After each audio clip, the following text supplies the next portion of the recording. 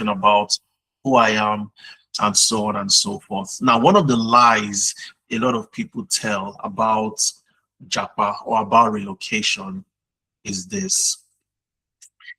Most people, okay, I know we have Cameroonians right here, so I'll use Africans, okay? Most Africans, including Nigerians, they believe that moving abroad is about getting a visa. All I need to do is get a visa and I need to leave. Anybody who thinks this way is making a massive mistake, because that's not what it is. Relocating, leaving your country, moving to another country to relocate and settle is not just about getting a visa. It's a lot more than that.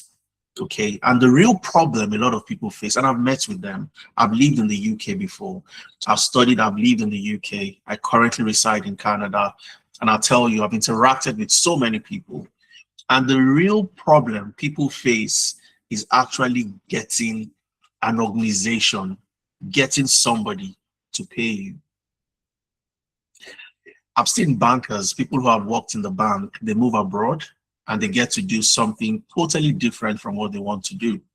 Okay, some of them work in the warehouse, some work in, as care workers. With all due respect, those are survival jobs, because sometimes you move abroad and you really cannot get a job immediately. And people keep advising others on the wrong direction. Okay, I had somebody who was asking me a while ago, and there's I'm thinking of relocating, and I want to learn barbing. Okay, I want to be a barber. Okay, I want to learn how to cut hair and so on. And I said, why? And he said, because I heard if you want to cut hair, for example, the salon I go to, they cut my hair for $40. So if I can make $40 per haircut, and I cut maybe 10 people's hair in a day, that's $400. So to him, he felt that that was the way to go. It's not entirely bad in itself, but the big question is, how many salons do you want to have in the same city, in the same region, in the same area? Do you really have a shortage of barbers in that country, in that city? So the skill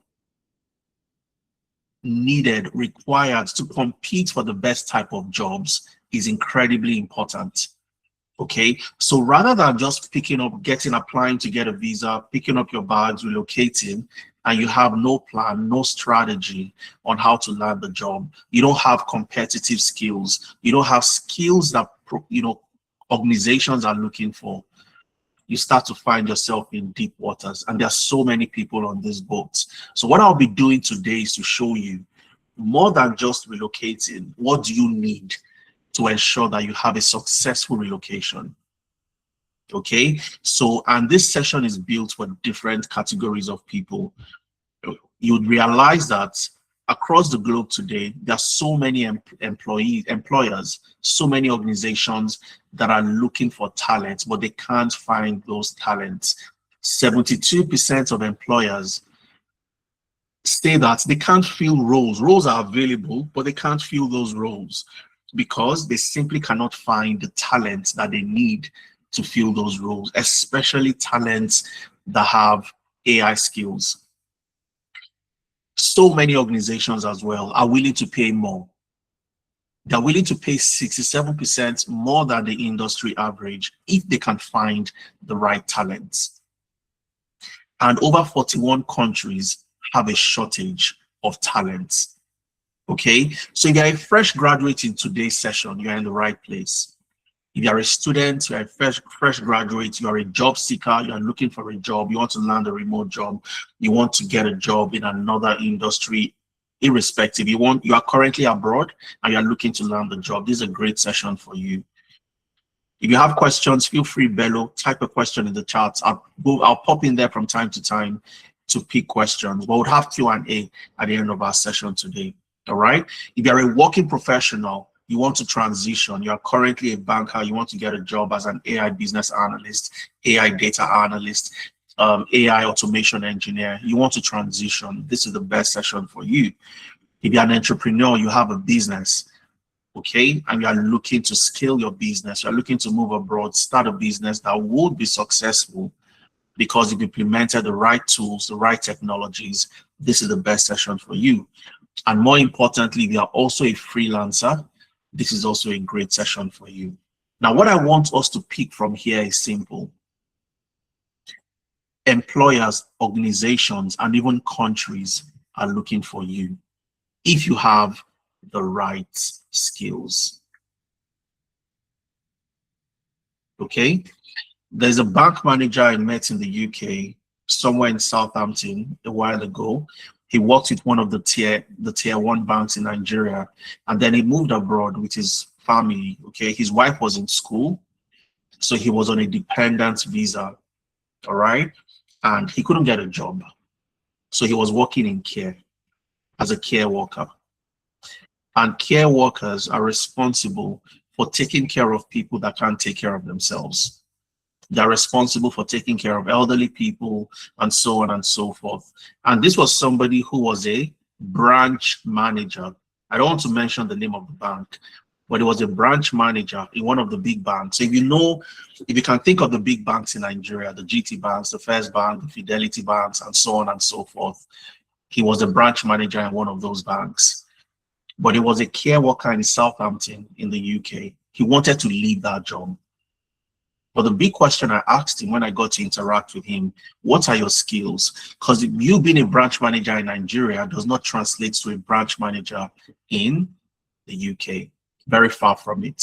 So what you need to start looking for are what?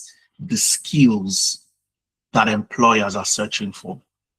Okay, and I'm going to walk you down. I'm going to walk you through the things you need to know, the skills you need to gain, the areas you need to focus on if you have it in mind to relocate. All right. And we have different categories of people that are here today. And I know why you are here because you've told us the reason why you are here. And generally, looking at the different categories, you are here because you know you deserve more. You want to get more. You want to get a promotion. You want to relocate. You want to get better jobs. You want to work remotely. So we have a category here today of people that are physically exhausted. Okay, so you are physically exhausted. Just give me 1 second. All right, you are physically exhausted. You are tired of long hours. Okay, your work today is emotionally draining, and your body has to pay the price for the income that you earn. You spend hours in traffic, and you really want to leave that job, but you can't because that's all you got at the moment. All right, we have another group of people here today who are, I'd call them silently frustrated. You are silently frustrated. You show up to work every day. You deliver the results you think you need to deliver, but you watch other people get opportunities. You go on LinkedIn, you see people getting remote jobs, posting job offers every single day, and everybody seems to be getting it right apart from you. And then we have the third category. I would say these are the people that are stuck. You are watching others move ahead of you, and you are also looking at the possibility of AI replacing what you do.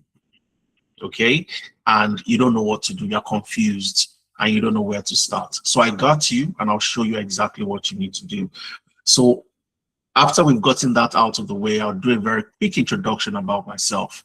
And my name is Adeza Suleiman, and nice to meet every single one of you here today. I'm a technology expert with over a decade experience cutting across data analytics, management consulting, data engineering. I had no background in computer science. I had no background in tech.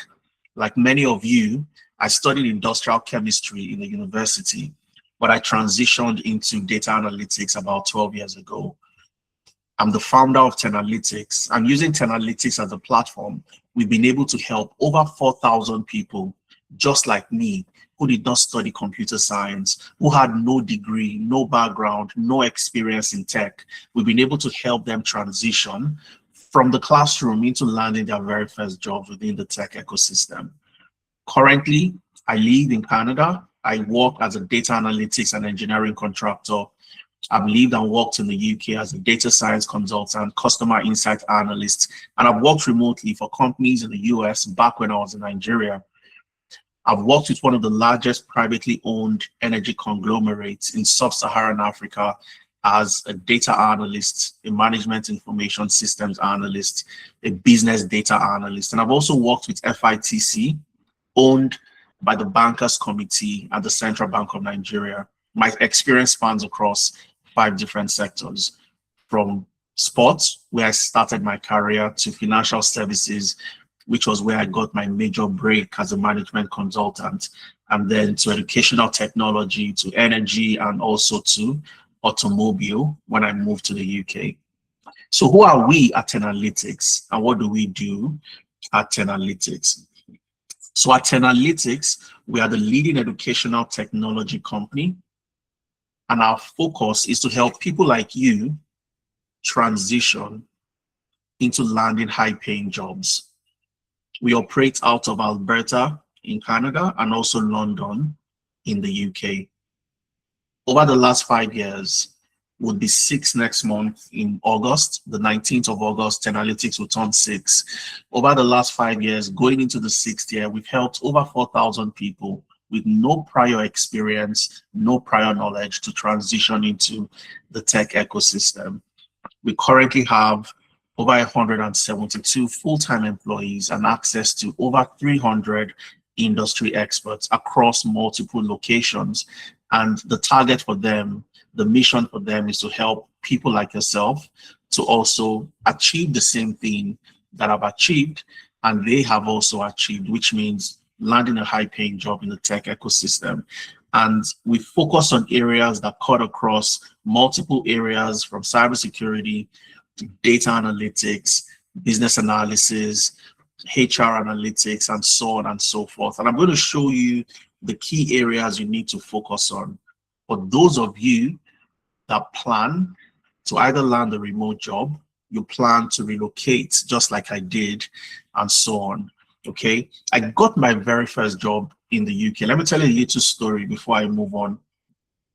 I got my very first job in the UK just 1 month after I got into the UK.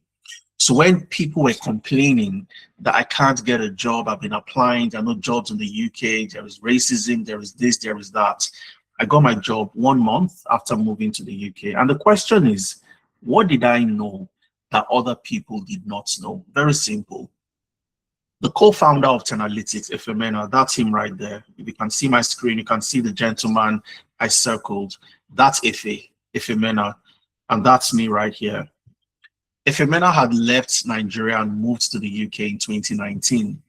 He moved to Ireland, not the UK, Ireland before the UK. So he moved to Ireland, and Efemena and I, back in Nigeria, we had learned the same skills. Okay, we learned together. So when I was learning Excel, Power BI, SQL, and so on and so forth, there were certain things I would not understand, and I would ask Efemena, and Efemena would explain to me. And there were certain things he would not understand, and he would ask me, and I would explain to him. So we learned together. And then Efemena decided to leave Nigeria and move to the UK. That was when I left FITC, where I worked with the company owned by the Central Bank of Nigeria, and I moved to Sahara Power Group, one of the largest privately owned energy conglomerates. So I moved there. Efemena left Nigeria and he moved abroad. Now, Efemena got a job in a short period of time. And the question I asked him was simple. How did you get the job? And he told me, all I needed to do was to show this, show that, show this. And these were the set of skills that they needed from me. And when Efemena listed all the sets of skills that were required, Microsoft Excel, Power BI, Tableau, SQL, and so on, these were the same set of skills that I had. He sent the CV he used to apply. All I needed to do was tweak that CV, and I also used the same CV to apply. And guess what? I got a job in a month, because I knew the type of questions they were also likely going to ask, because I knew somebody that had done it ahead of me. And that's the importance of having information. There were people I met that couldn't get jobs, and they told me that, look, you need to go get a care job, go and work in care, or you need to go work in the warehouse. All right, I got so many advice. And that's why the type of people you interact with before you travel and even after you've traveled are very important. They can make your career, okay, or they can break your career.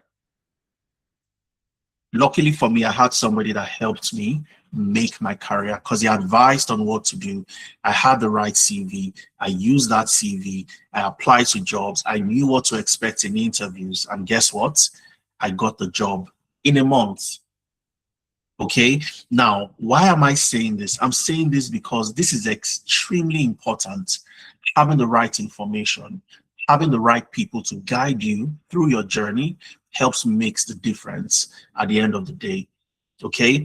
And like I mentioned, there is a major gap in talent, gap of talent across different areas, and employers are looking for talent within that area.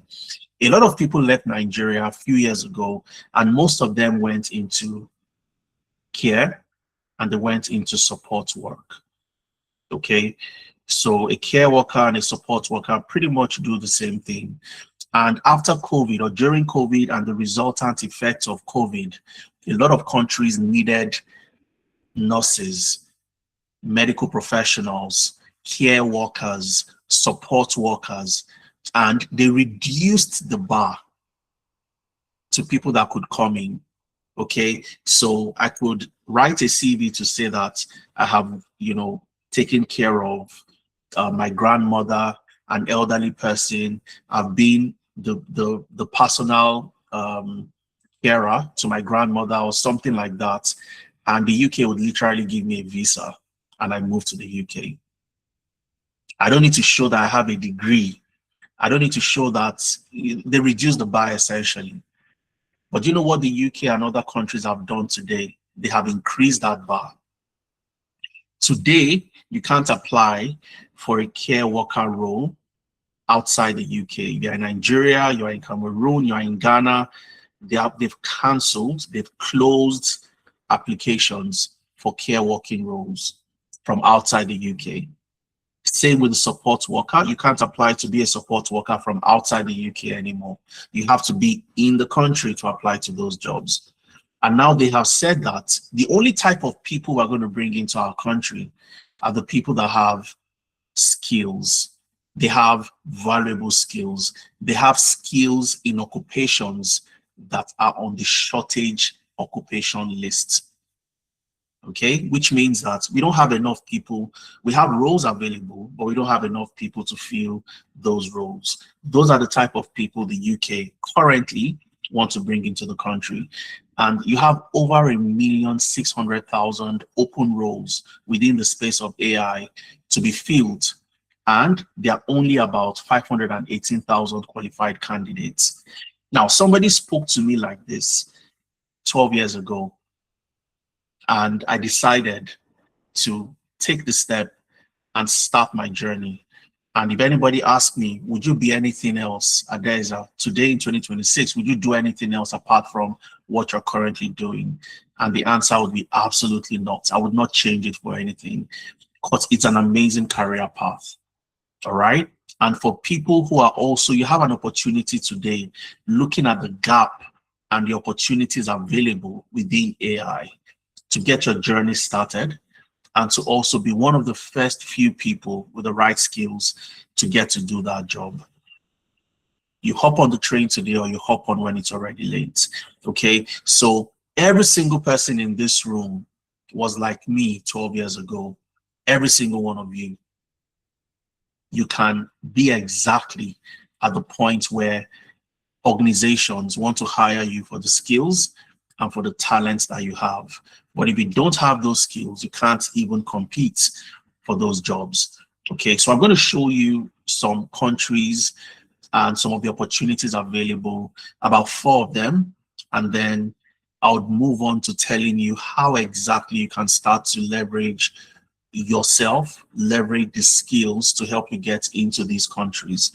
Okay, so what are the best Japa options for Nigerians, or what are the best Japa options for Africans? Okay, so, but I want to ask somebody here today, if you've been applying to jobs, you've not been getting results, you've been applying for visas, you've not been getting opportunities, I want you to give me a thumbs up. So just give me a thumbs up. You've been applying to jobs, no results, remote jobs, you've been trying to get opportunities, but you really can't get any opportunity. Okay, so I can see a lot of hands up. That's quite interesting. So what that means is we're going to learn a lot today. We have a lot to learn, and that's the interesting part of our session today. All right,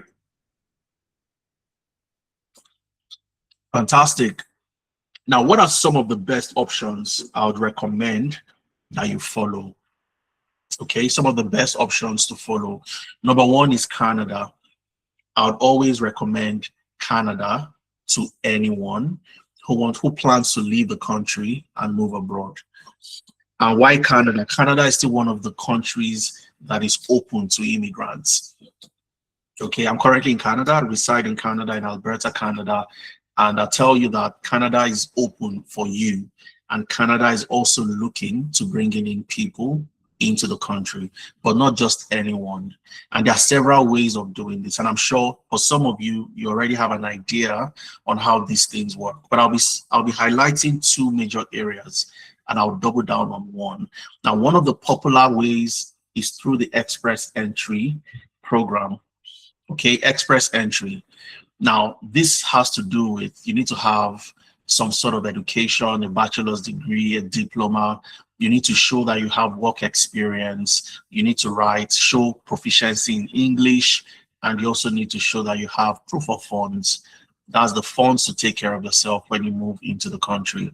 Now, one of the disadvantages of the express entry program is that it has a lot to do with age. Okay, so the moment you turn 30, and after 30, your points start to drop. And the express entry is based on points, your CRS scores. And the moment you turn 31, 32, 33, 34, 35, your points keep dropping. Okay, so the older you are, the lesser your chances of getting the opportunity to get, to get an invitation to apply from the Express Entry program. But you have something even more exciting, and that's the provincial nominee programs, the PNP. Okay, the provincial nominee programs. Now, the provincial nominee programs, I would say to a large extent, is almost a guaranteed way of getting invitation to apply for permanent residency. And what does PMP means? It simply means in a province like Alberta, for example, what are the type of roles or the type of opportunities employers are looking for in Alberta? If you have skills in that area and you can show that you have skills, you have experience, then you can apply.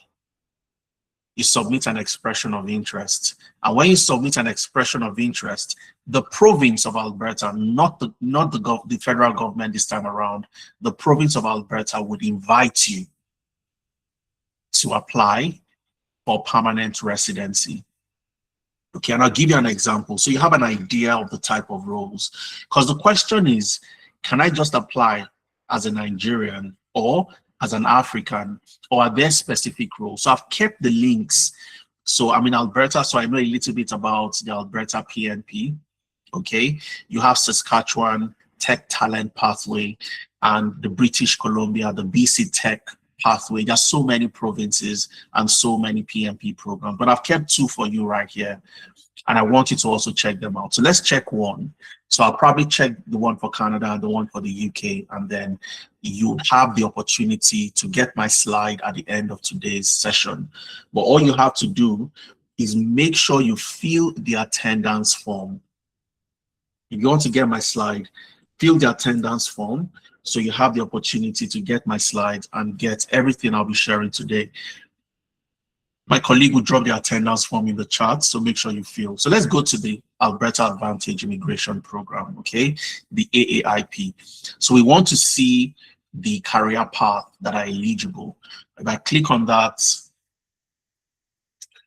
okay, so we have something like this, the Alberta Advantage Immigration Program, okay, the AAIP, all right? So eligible individuals can apply to be nominated to work and live in Alberta permanently. Now, I want to know the career path that are eligible. Okay, so I'm going to scroll You'll see the different streams available. There's tourism and hospitality. You have Alberta Opportunity Stream, Alberta Express Entry Stream, Rural Renewal Stream. The Rural Renewal Stream, these are for people who want to move to the rural areas in Alberta, and then they encourage people to move to the rural areas, okay? That's for those who are interested, all right? You have other areas like Rural Entrepreneurial Stream, graduate, for somebody who studied in Alberta, for example, Foreign Graduate Entrepreneur Stream.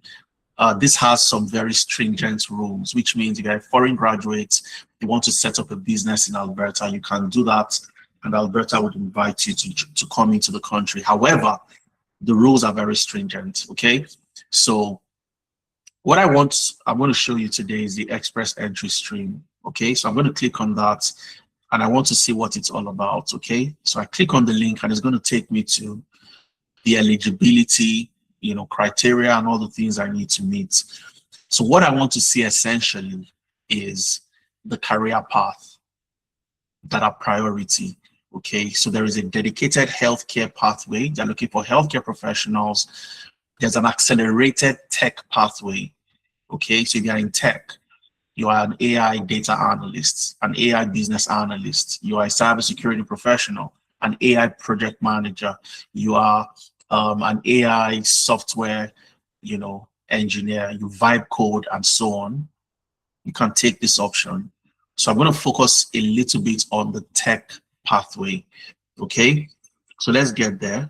All right, so I'll go to the pathway requirements.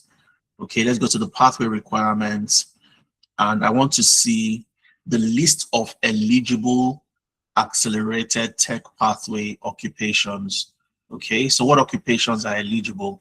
If I want to apply from outside Nigeria today, what occupation should I be looking at? So I click on that list, all right, and I want to look at the career path.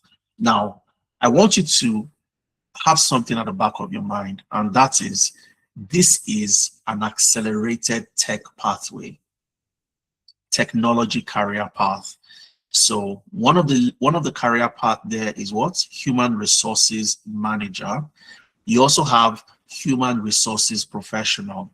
Now, if you work as a human resource professional, or what you do is you work in the bank, there is a high chance you will not get the opportunity to get nominated. However, if you are a human resource professional with technology skills, for example, you are a HR analyst, you are an AI HR analyst, and so on and so forth, you do stand a chance of applying to this and getting opportunities. All right, you'd see the data scientist, the cybersecurity specialist, the business systems specialist. The business system specialist is a business analyst. All right, you'd see the database analyst. These are the data analysts, and so on and so forth. You'd see the software developers and programmers. These are your software, your vibe coders. If you can vibe code, you can build website by vibe coding. You can build applications, and so on and so forth. Somebody's saying my screen is not showing. If you can see my screen, please give me a thumbs up, so I know that we are still together. If you can see my screen, give me a thumbs up. Okay, thank you very much. So my screen is showing. So Esther, what I want you to do is, maybe it's your network or something, I'm not entirely sure, but I'm sure it will come up. All right, so you start to see the career path that are eligible. Information systems testing technicians. These are the codes, the career path that are eligible. Okay, so you don't want to just get into any career path and think you will get this type of opportunity.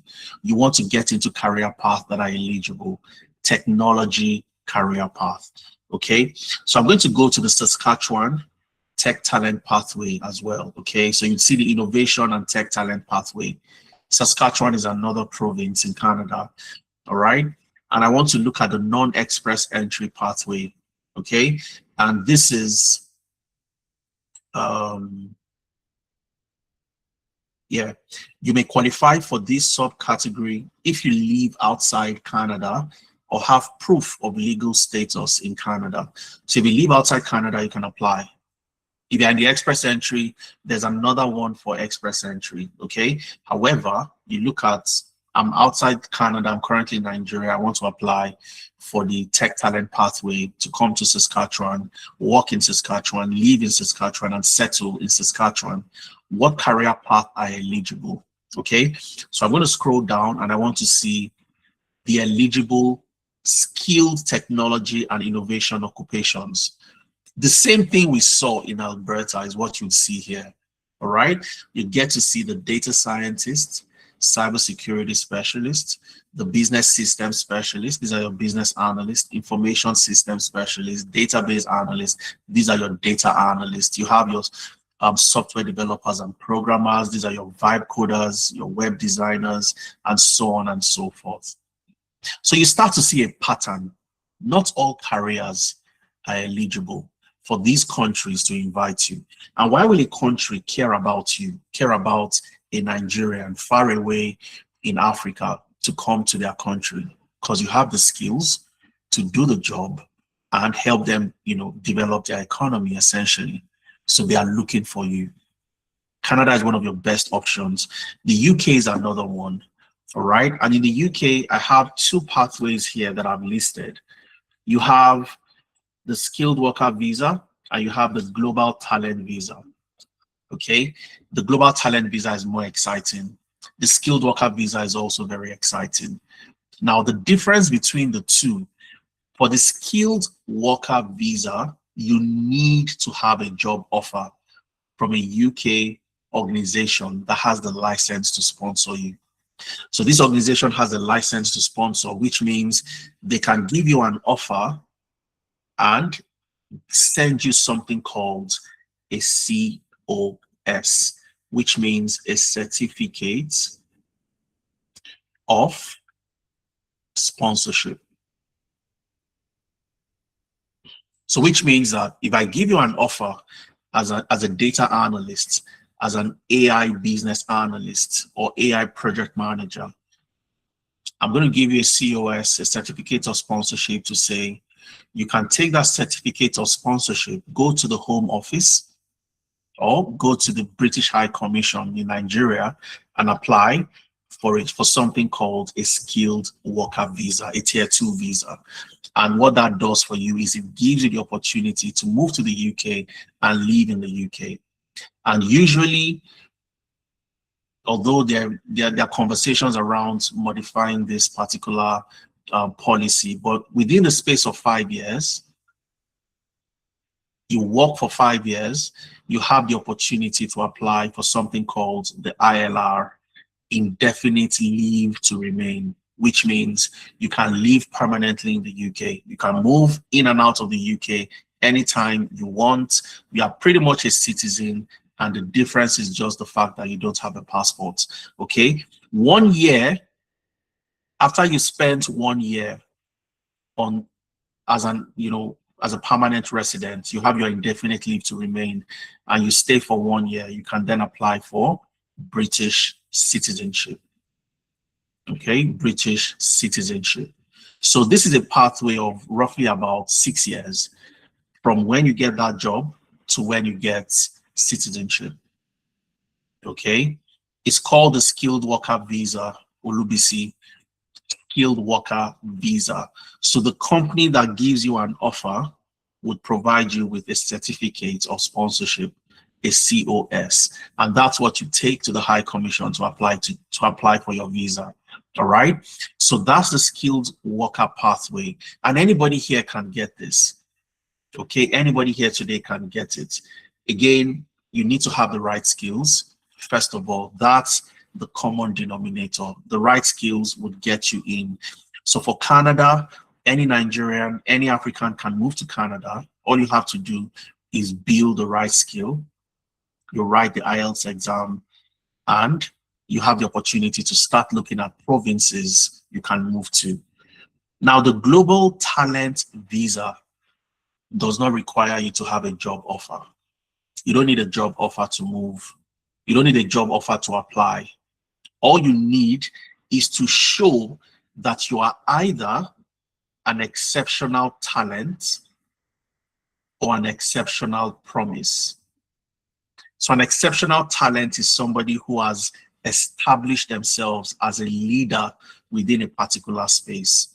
So if you are a software developer, for example, you want to show that you've done tremendous work in advancing the digital economy within the space of software development. All right, you're an established leader. So either you have a company or you've worked for about 5 years within the space, over 5 years, and so on and so forth. As an exceptional promise, this is where you position yourself to say that I have about 2 years experience, okay? Give or take about 2 years experience. I'm not yet a leader, but I'm an emerging leader. Okay, I have achieved XYZ. So they would require you to provide evidence of your contributions. Okay, where have you spoken before? What type of projects have you built? And so on and so forth. So they want to see evidence that you built something and you apply to the Tech Nation. Okay, so Tech Nation, you apply to Tech Nation. There are other endorsing bodies, not just the Tech Nation. So you apply, the Tech Nation would endorse you to say that based on what you submitted to us, and you also need a reference. So you need references from leaders within the tech space to write, a reference on your behalf to say that this particular gentleman or this particular lady is an exceptional, talent within this space, and so on and so forth. The technician would endorse you. You take that endorsement and you use the endorsement to apply for your global talent visa. Now, the global talent visa, unlike the skilled worker visa, you don't need a job offer. Okay? Once you have your global talent visa, you can move to the UK, live in the UK. You can move in and out of the UK anytime you want, and so on and so forth. And for the global talent, let me call it GT, all you need to do is stay for 3 years and you have your ILR. And when you stay 1 year on your ILR, you get your citizenship. The global promise, let me call it GP, you have 5 years to ILR, okay? And after ILR, you also get your citizenship. So you don't need to get a job to get the global, talent visa. You don't. All you need is evidence of the contributions, evidence of the things you've done, and you submit that to the endorsing bodies. One of them is Tech Nation, and they endorse you. And after they endorse you, you take that endorsement and apply. All right. Now, what's the commonality between the two, between Canada and between the UK? They both require specific set of skills. So you can't work and you can't have any type of job and get the global talent visa, no, or get a skilled worker visa. And I'll show you an example. So if you go to the skilled worker visa, eligible occupations, for example, you want to see the type of occupations that are eligible for you to get access to the skilled worker visa, the type of occupations that are eligible for you to also qualify for the global talent. That's a different link on its own, but all the links are on my slide. And all you have to do, make sure you fill the attendance so that you get access to all of this, okay? So we'll see some of the careers that are eligible, all right? And those that are not eligible for the skilled worker visa. And I'm going to scroll down. You'd see your 2131. These are your IT project managers. Your IT project managers are your project managers, essentially. If you're an AI project manager, you can apply to this job. All right. If you are an IT business analyst, you'll see the breakdown here. This is the job title itself. Okay, the broad categorization, and you have the breakdown right here. If you are a data architect, data engineer, IT architect, IT business analyst, AI business analyst, and so on and so forth, it qualifies under the code 2133. So on your certificate of sponsorship, this code will be listed there. And because it is one of the codes that are eligible for the skilled worker visa, you take that to the Home Office, apply, and you get your skilled worker visa to move to the UK. All right. There's so many other career paths. You have the cybersecurity professionals. If you scroll down, you see more career paths. The web design professionals. So if you're a web designer, you are an AI software and web designer. You're a vibe coder, for example. You can't qualify for this particular visa. Okay. You have so many other areas. All right. But this is just to give you an idea. And you also have countries, Germany, for example, you have the opportunity card. You also have the EU blue card. And the interesting thing is, as a Nigerian, you can move to the UK, get a job, get sponsorship, and you stay back. You can apply from Nigeria, get your endorsement, apply, get your visa, and you relocate to the UK. All right. And that's the beauty. And not relocating alone. You can also relocate with family, your dependents, your wife, your kids, depending on, the type of family you have and so on. Same with Germany. A Nigerian, an African can move to Germany either by getting a job first and you apply for the EU blue card, or you apply for the opportunity card. The opportunity card does not require you to get a job. All you need to do is have a recognized degree or a vocational qualification, language ability, and proof of funds. But again, if you click on the link to see the type of jobs they want from you in Germany, the tech roles are also high on the list. Okay, same with Ireland. Ireland has critical skills employment permits. These are job roles that are on the critical list, critical skills list, which means these are roles that they are struggling to find people to fill. So they can find somebody from Nigeria, from Cameroon, from Ghana, South Africa, they would invite you. Come into my country, come and get the job done. And there is a pathway to citizenship for you.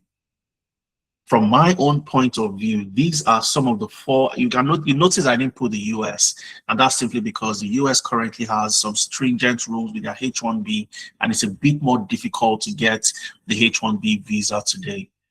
All right. So when you look at Canada as the number one option, the UK, you have Germany, you have Ireland. There's so many opportunities for anybody looking to travel, anybody looking to relocate, and anybody looking to move abroad. The big question is, do you have the skills to compete and get these type of roles? Yes or no? Okay, so type into the chat. Do you have the skills? From all the things I've shown, are you an AI data analyst? Do you have a business analysis skills, project management skills? And the skills alone is not what employers want to see. They want to see a little bit more than that. And I'll share, because when you have 1 million people applying for the same role, you have thousands of people applying to get the same opportunity, something needs to set you apart. All right. So when you have the skills, what sets you apart from the competition? I'm going to share, and you also get to see, I might have the skill. However, I really don't know why I'm not getting these opportunities. So I can see a lot of yeses, yes, yes. That's very interesting and impressive. Okay. Have people been able to do this? Yes or no? Absolutely. You have someone like Ahmed. Ahmed currently works with one of the NHS trusts in the UK as a health informatics support worker. Health informatics. What he does is simply helping the NHS analyze clinical data, hospital data, and help them take data-driven decisions. He's currently on a skilled worker visa. Remember, I talked about the skilled worker visa, if you remember. Okay, skilled worker visa. Ahmed is currently on the skilled worker visa in the UK. Why? Because Ahmed last year joined data analytics. He joined our data analytics program. And what did he do? He knew everything, how to apply, where to apply. We prepped him for his interviews. When he got this interview with the NHS, we worked with him, prepped him for the interview, and Ahmed was able to get this opportunity. He's currently on a pathway to ILR. He got this job on just about a year from today, 12th of June, 2025. All right. You have Zulay. Zulay is also on the skilled worker visa, also with the NHS in the UK. And you'd see the NHS recurring on multiple roles. And the question is, why are they recurring? Why are they giving so many people sponsorship? That's simply because the NHS is the largest recruiter of talent in the public sector in the UK. And we have 237 alumni that works in the NHS. So we know what they want. We know the way their interviews go. We know the type of questions, the type of case studies they'll give to you, and how you can start applying to these jobs. All right. So Zulay joined business analysis, and she got a job with the NHS in March last year as a project support officer. You have somebody like Ade. Ade joined Agile Project Management as a project manager, and he got a job last year, October, with the NHS, the Lincolnshire Teaching Hospital in the UK, also on a skilled worker visa as a senior project manager. You have somebody like Olusegun. Olusegun is currently in Nigeria, Lagos, Nigeria, but Olusegun joined AI automation engineering in November 2025. He wanted to get a remote job. And what did he do? He joined AI automation, learned the skills, and in January this year, January 2026, he landed a remote role with a company in Canada as an AI automation engineer. He worked for 4 months, raised a lot of money, and decided to set up his own company in April this year. So about 3 months ago, Olusegun set up his own AI automation agency. So he worked as an head of operations with Easy Access Pro Logistics in Lagos, Nigeria. In November, he learned AI automation engineering. By January, he got a job as an AI automation engineer, technical assistant. And today, he runs his own company as the founder CEO of his AI automation agency. This is somebody living in Lagos, earning in dollars and spending in naira. Okay, you have somebody like Frank. Frank is a recent graduate. Frank joined the generative AI for data analysts in November last year, 2025. He completed his program in February. And today, Frank works for a UK-based company. He's in Anambra, Nigeria. He lives in Anambra in Nigeria, but he works for a company based in the UK. All right. And how did he do it? Simply by learning the right skills. He learned generative AI for the data analyst. He completed in February, and in June, just last month, Frank landed a job.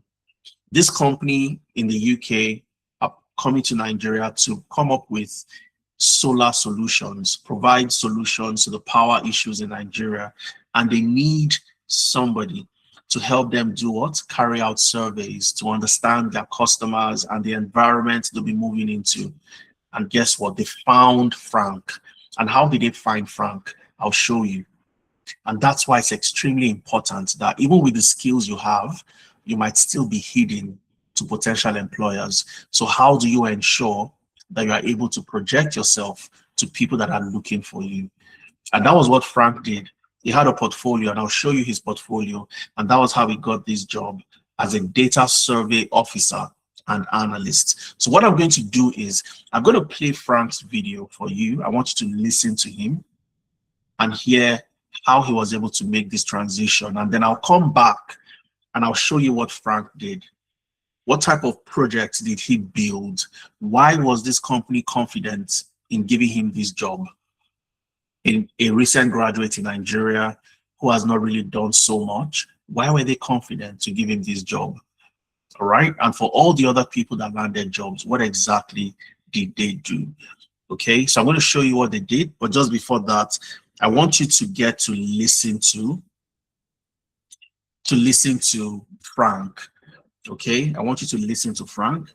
So I'm going to launch Frank's video, hear Frank out. He's a tremendous professional, lives in Anambra, Nigeria, doing amazing work at the moment. Okay, so sit back, relax. I'm going to play the video. Let me know if you can hear. If you can hear, then I'll continue. Okay. Hello. So if you heard Frank say hello, give me a thumbs up. And then I'll continue playing. Okay, fantastic. So sit back, relax, and listen to Frank. Okay. Hello. My name is Anike Chemere Frank. I participated in generative AI for data analyst with Analytic Business last year, November to this year, February. I just want to use this opportunity to thank Analytic Business for their support, the encouragement, and everything during and even after the training, for the continuous growth and development that they have provided to me. During the training, a lot was being taught. I actually learned a lot during the training from my coach, and I didn't just stop learning after the training. I continued developing myself, looking for business brief to solve, applying for some internship which I got, developing myself during the internship, learning as I progress in the profession, keep on practicing, because I understand that in this world of tech, practice is the key of everything. So as I keep on practicing, I was equally applying for roles that I come across with. So based on that, I was able to land myself my first role in the data profession as a data analyst. So I just want to use this great opportunity to thank and acknowledge Analytic Business for their support. Even during the interview, they actually helped in preparing me for the interview and everything. So it's a privilege for me. And also to my coach for his support. Anytime I reach out, he's always there. My coach Pius, I'm really grateful for your support and everything that you have done. Thank you so much. I can't just thank you enough. I am really grateful for all the support so far. Thank you and God bless you. Hello. Okay, so that's Frank. Now, Frank looks very unassuming, but I'm going to show you what Frank built, all the things he has built. And you get to realize when you see what he's built, you will not be surprised that he got that job. Okay, so that's Frank, who is a recent graduate, and he got a job working remotely for a UK-based company who is moving into Nigeria to set up, operations within the power space. How can you be like Frank? And how do you ensure that you have the right skills to do the type of things that Frank can do and enabled him to land that job? One of the first things you want to do is get into the right career path. Okay, there are 6 career paths I'll be sharing with you today. And if you find yourself in any of these 6 career paths, you would not struggle to find the type of jobs that Frank got, to find the type of jobs that are eligible for the skilled worker visa, to give you opportunity to get the global talent visa, to give you the opportunity to apply for the provincial nominee programs across different provinces in Canada, in Germany, Ireland, and the rest. Okay, so number 1 on the list is the AI data analyst. All right, the AI data analyst. And the beauty about this is you don't need to have done this before. You don't need experience. You build the skills from scratch. And what you do is simply to help organizations analyze the data that they have. Every company runs on data. We generate data. As we are on this call today, we are generating data. All the questions you send in the chat, these questions will be analyzed at the end of the day. What questions are people asking and how can we answer those questions? So organizations generate data every single day and they need professionals to help them make sense of that data. And not just make sense of the data, but automate the process of making sense of the data. So how can I analyze my data faster? How can I get things done a lot faster than anybody else would? As a data analyst, maybe I know how to use Excel or Power BI, but how do I use Copilot to automate some processes and something that will take 1 hour? How do I do it in 10 minutes? All right. How do I use tools like Bricks AI, like Julius, Zebra AI, and so on and so forth? How do I use tools like that to automate my presentation, to automate my dashboarding. These are the things you get to learn as an AI data analyst. AI business analyst, number 2 on the list. This is a career path that ensures that you help businesses to solve problems, and you serving as the person that identifies the problem and the current process that is inefficient, and you recommend the best process we need to have. So as a business analyst, your focus is to say that, how are we doing things now? How does this start and how does it end? Where are the gaps and inefficiencies? And how do we automate this process to make it a lot faster? So you're helping businesses reduce the time it takes for them to get stuff done. I'll give a typical example. So let's say that you sell bags on Instagram, and for a customer to buy a bag from you, they have to send you a DM. When they send you a DM on Instagram, you then follow up by either responding to them or placing a phone call. But that's a very inefficient process. You'd only serve maybe 5 customers for the whole day because you spend so much time talking to only 1 customer. So what does the business analyst do? The business analyst would come into that business and look at the process and say that, how do we make this better? So instead of customers sending DMs, is there a way we can create a website? Is there a way we can create an order management system where customers can go to that platform, they see all the things we have in stock, and they can, order from the platform. So they get to enter their address, they make their payment, and all we have to do is fulfill that order. And we can accommodate thousands of customers at a time compared to sending messages in DMs. The business analyst role is to ensure that your processes are efficient. They would recommend the solution or the automation that you need to do. They don't build the automation themselves, but they suggest what you should do. They come up with those ideas and those solutions, and they would work together with the person that would build that solution. So let's assume the solution you want to build is an automation where if any customer sends a DM, it directs them to a website. That will be built by an AI automation specialist. So the business analyst would work together with the AI automation specialist to say that this is what we want to build. These are the features we need to have. This is what we need this automation to accomplish. When somebody sends a DM, direct them to the website and also create a chatbot. So if they have questions, they can ask questions in the chatbot. The business analyst would guide and direct using a business requirement document. These are all the things we require for this particular project. And the AI automation engineer will do what? Go ahead and build. So the business analyst did not build, but they looked at the problem, identified a possible solution, and they would work together with the AI automation engineer to ensure that an automation is built to solve that problem. That's the role of the business analyst. And of course, you have the AI content strategist. So you help organizations build AI automated content. You help accelerate content creation because you are using AI to build content at scale. So if you're a digital marketer, a social media manager, you must have AI content creation skills, knowing how to use different tools and platforms to build this content. You have the AI project manager and you have the AI HR analyst. So if you're a HR professional today and all you have is just your, if you're in Nigeria, you'd have your, CIPM certification, or you do the international certification, SPHRI, and so on and so forth. That's not enough in 2026. You need to show that I'm a strategic HR professional. I can analyze HR data. I can create AI, I can create automations to streamline the HR process. I can create talent recruitment pipelines. And when anybody sends email with a CV, I can create an automation to review that CV and send an automated email to that person if they qualify for the role or not. These are the roles you want to get into.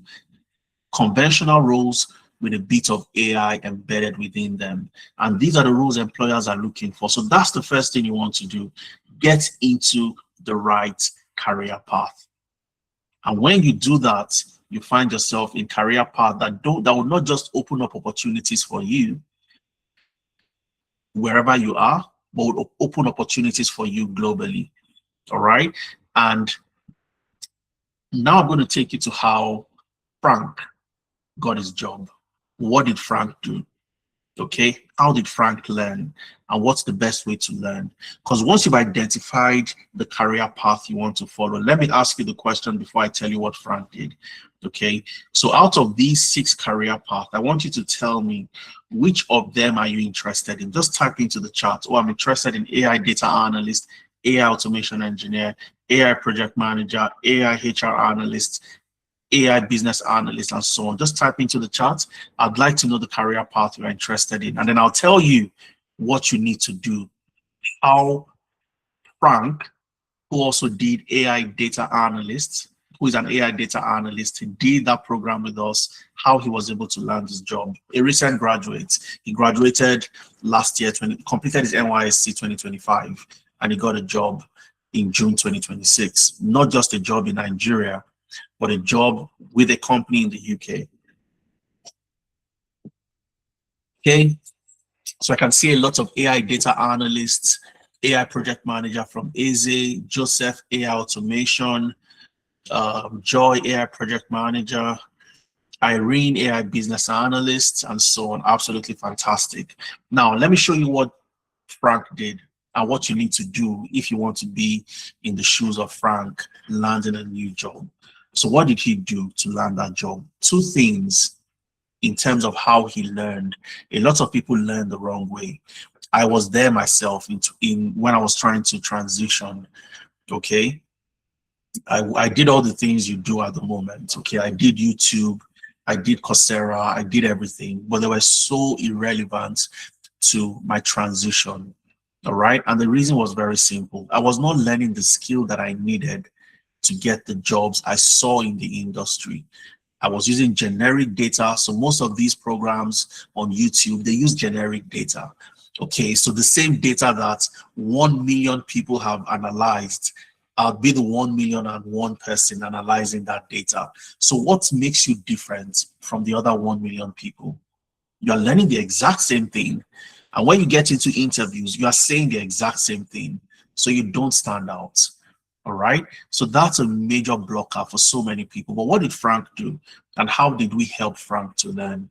So Frank learned doing 2 things. First of all, he learned in a project-based environment, which means he learned by doing the job.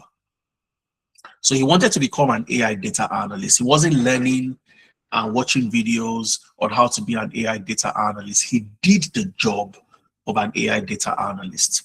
So it's like you wanting to become a mechanic and all you are doing is watch videos of how cars are repaired.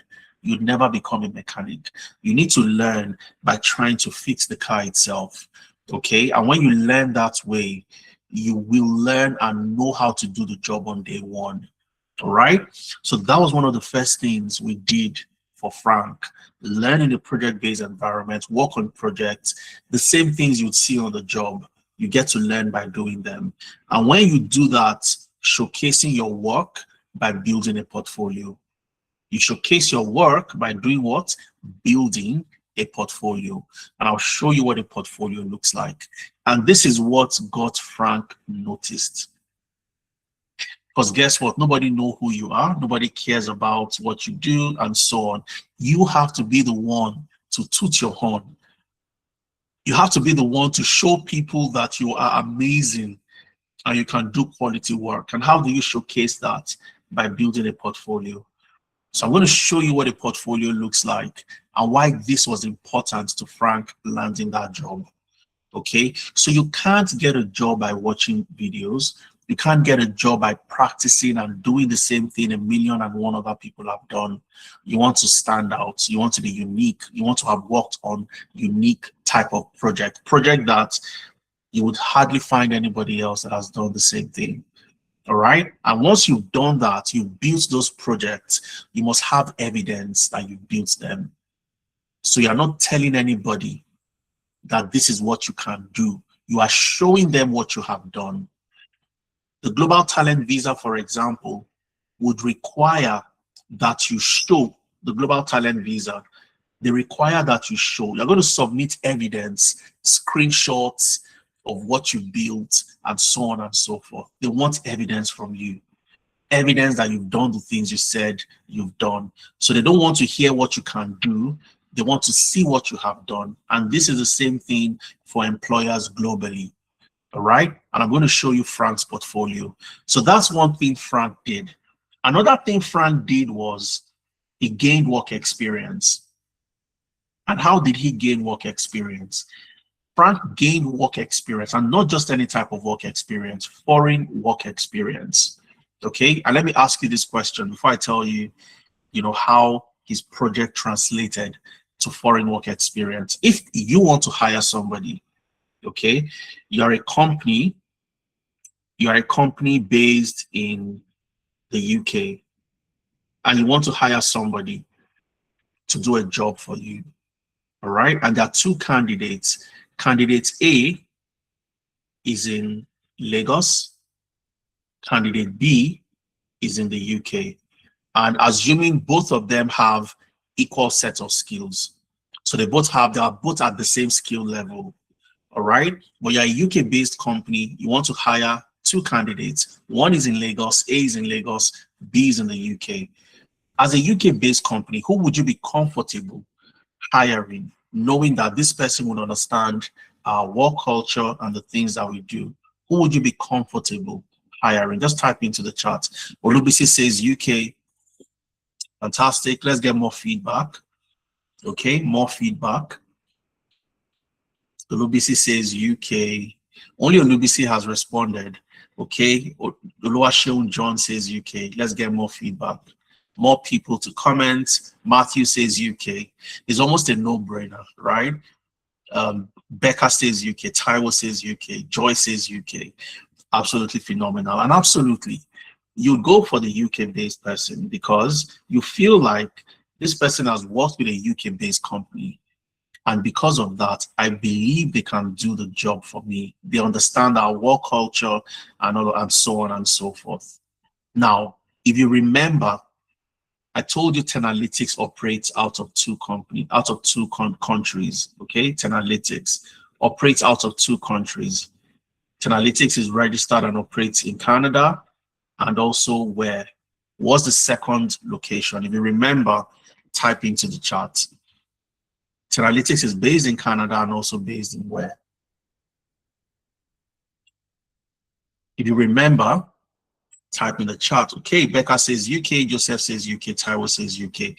Absolutely. And because of this, when you join to work with us, you don't join as a trainee, you don't join as a learner, you join as a consultant.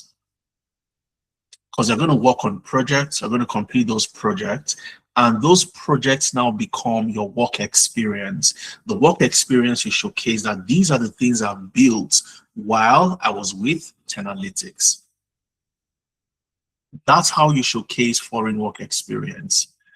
So you work with a company that is registered in Canada. So if it's a Canada-based company, you position yourself.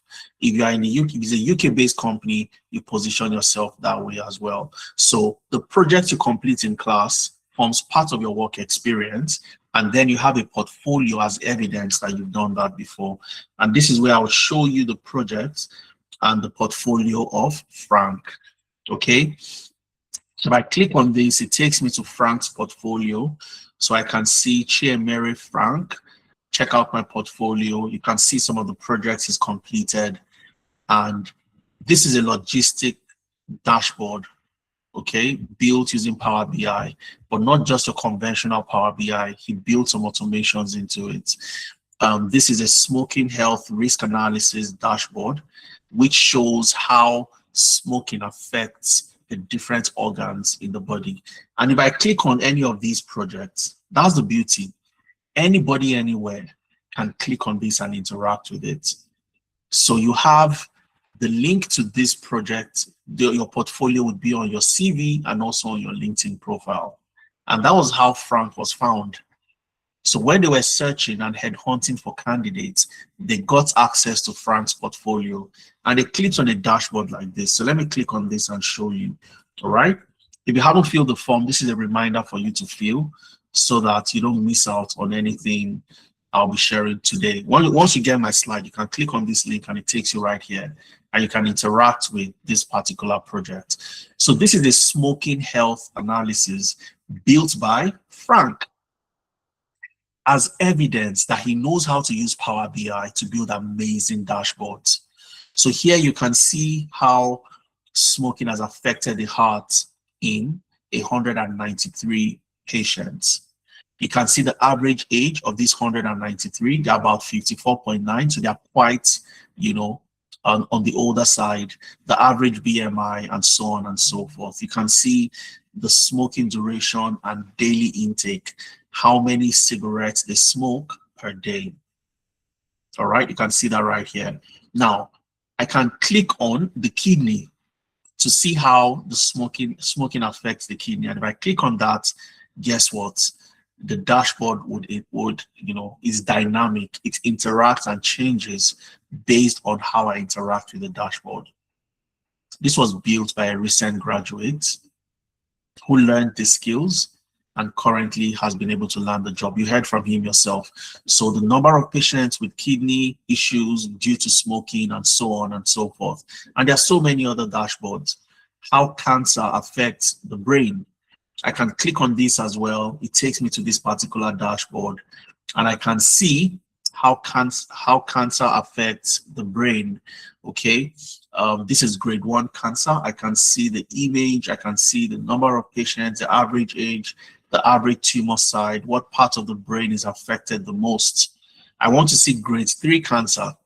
Okay, just like some people that were pretending on Instagram that they had grade 4 cancer. Who remembers that popular social media influencer that was saying she had grade 4 cancer until people came for her and told her that, look, you must be lying. You don't have grade 4 cancer. Now she's off. She's off Instagram. Okay. So here you click on grade 4. Odubisi says CEO. Absolutely. So you click on grade 4 and you can see this interact and it changes. You can see how grade 4 cancer is within the brain. What part of the brain is mostly affected? The cerebellum. Okay, and this was built by somebody who had just graduated from the university. But guess what? What did he do? He learned how to build this stuff. Okay, so this was how Frank gained work experience, and this was Frank's portfolio. So when that company saw what Frank had built, I showed you 2 out of so many projects.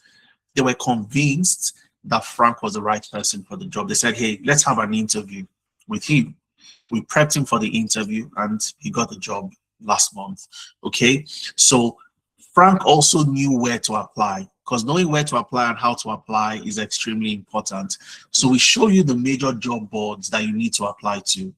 And more importantly, we show you how to apply to those jobs, because it's not just about knowing where to apply. You need to know how to apply.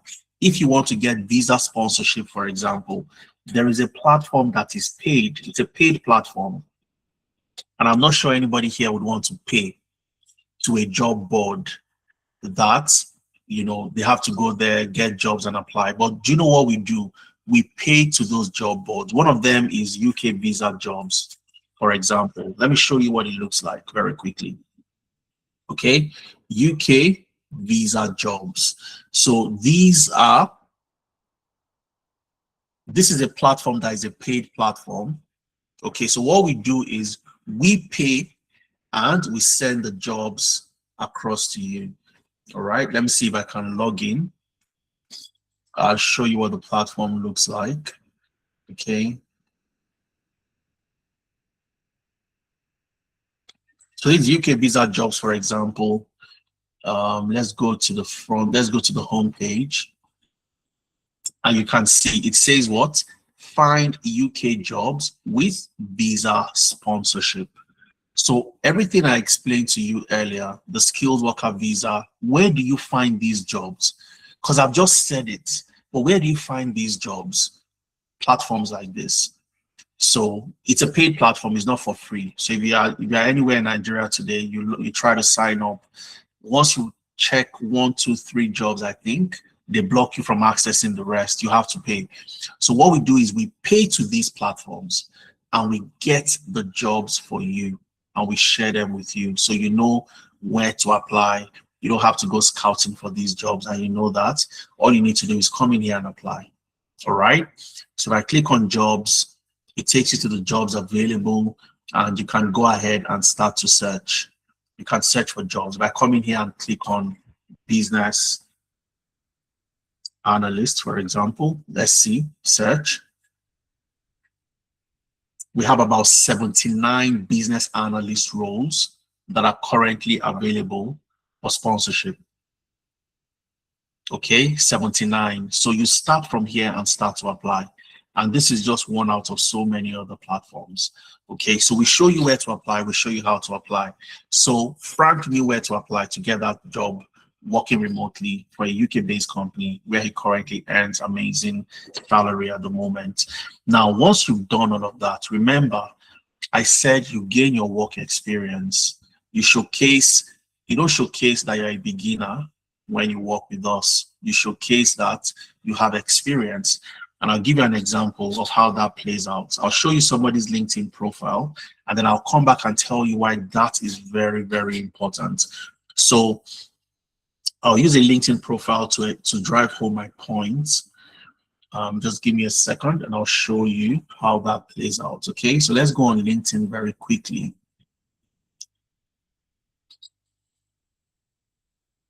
All right, and let me search for, let me see, who do I remember? Busola. Busola is one of them, okay? Or Anthony. Anthony is even one, okay?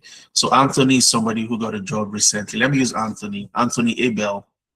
Now, if you go to Anthony's, no, let me not use Anthony. Let me use Busola. Busola would be a very good, explanation for this. Busola is in Canada, all right? Busola joined, she currently works with Desjardins in Ontario, Canada. But before that, Busola worked with us as a data analyst. So Busola did not come here and say I was a learner or I was a trainee. No, because the same set of skills and tools that you learn are the same set of skills and tools that you would use to get the job done. So you don't want to underplay yourself, underserve yourself, or lowball yourself to get in opportunities that don't make sense. Okay, so Busola listed this. That gave her the opportunity to get this job as a performance analyst with Desjardins. You can see data analytics, analytics, Canada, remote. Okay, and this is how this plays out in terms of your work experience. And the reason why this is important is because this organization would reach out to say, hey, can you provide a reference on behalf of Busola? Can Busola use the tools and technologies she says she can use?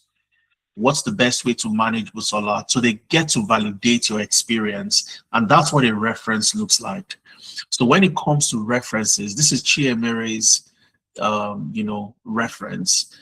All right. We sent a reference on behalf of Chiemere. So you can see the reference to whom it may concern. They requested provide a reference for Chiemere Frank. And this was what we sent across the organization. Okay, so to whom it may concern, I'm pleased to provide this reference in support of Chiemere's Frank's application for the data survey officer role in Oka, Anambra. Okay, and Chiemere got that job. A reference can also look like this. I showed you Ahmed's profile earlier. This is the NHS reaching out to me to say, hello, Mr. Deza Suleiman. This candidate, the above named, has been offered the role of health informatics worker and has given us the permission to approach you for a reference. I'll be grateful if you could let me have your opinion regarding his suitability. All right. And all I had to do is click on this link, fill the link, and fill out the details to validate the experience. Because guess what? If you don't have a reputable organization, I asked you the question, if you want to get a job in the UK, the NHS is in the UK, for example, and there are two people competing for that role, equal, same skill level. One can show work experience in the UK, the other cannot. Who gets the job? The person that can show he or she has work experience. And that's where your referencing becomes very, very important. All right. Aderemi is asking, can we invite people? Invite as many people as possible. The recording would also be available. Okay, so at the end of the session, you'd have access to the recording only for those who have filled the attendance. I want to reiterate that. So if you haven't filled the attendance, you want to make sure you do that. All right, so let's move on. All right, so this is what your reference looks like. So when you've gotten the skills is not enough. You need more than that. You need the skills, you need the experience, you need to learn the right way in a project-based environment, and you need to have a portfolio. So I asked so many people, do you have the skills? A lot of people said yes. Do you have a portfolio? Do you have evidence for the work you've done? If you don't, then you're going to struggle to keep that job, even when you have a job offer, because the organization will want to see, tell me where you used your data analytics skills. I want to get a reference from somebody who's worked with you before, where you used your AI automation skills and so on and so forth. Okay, so you don't need to be a tech person to win with AI, to get an AI related role. You don't. All right. So for some people, you feel like I need a computer science degree to get a job. You don't.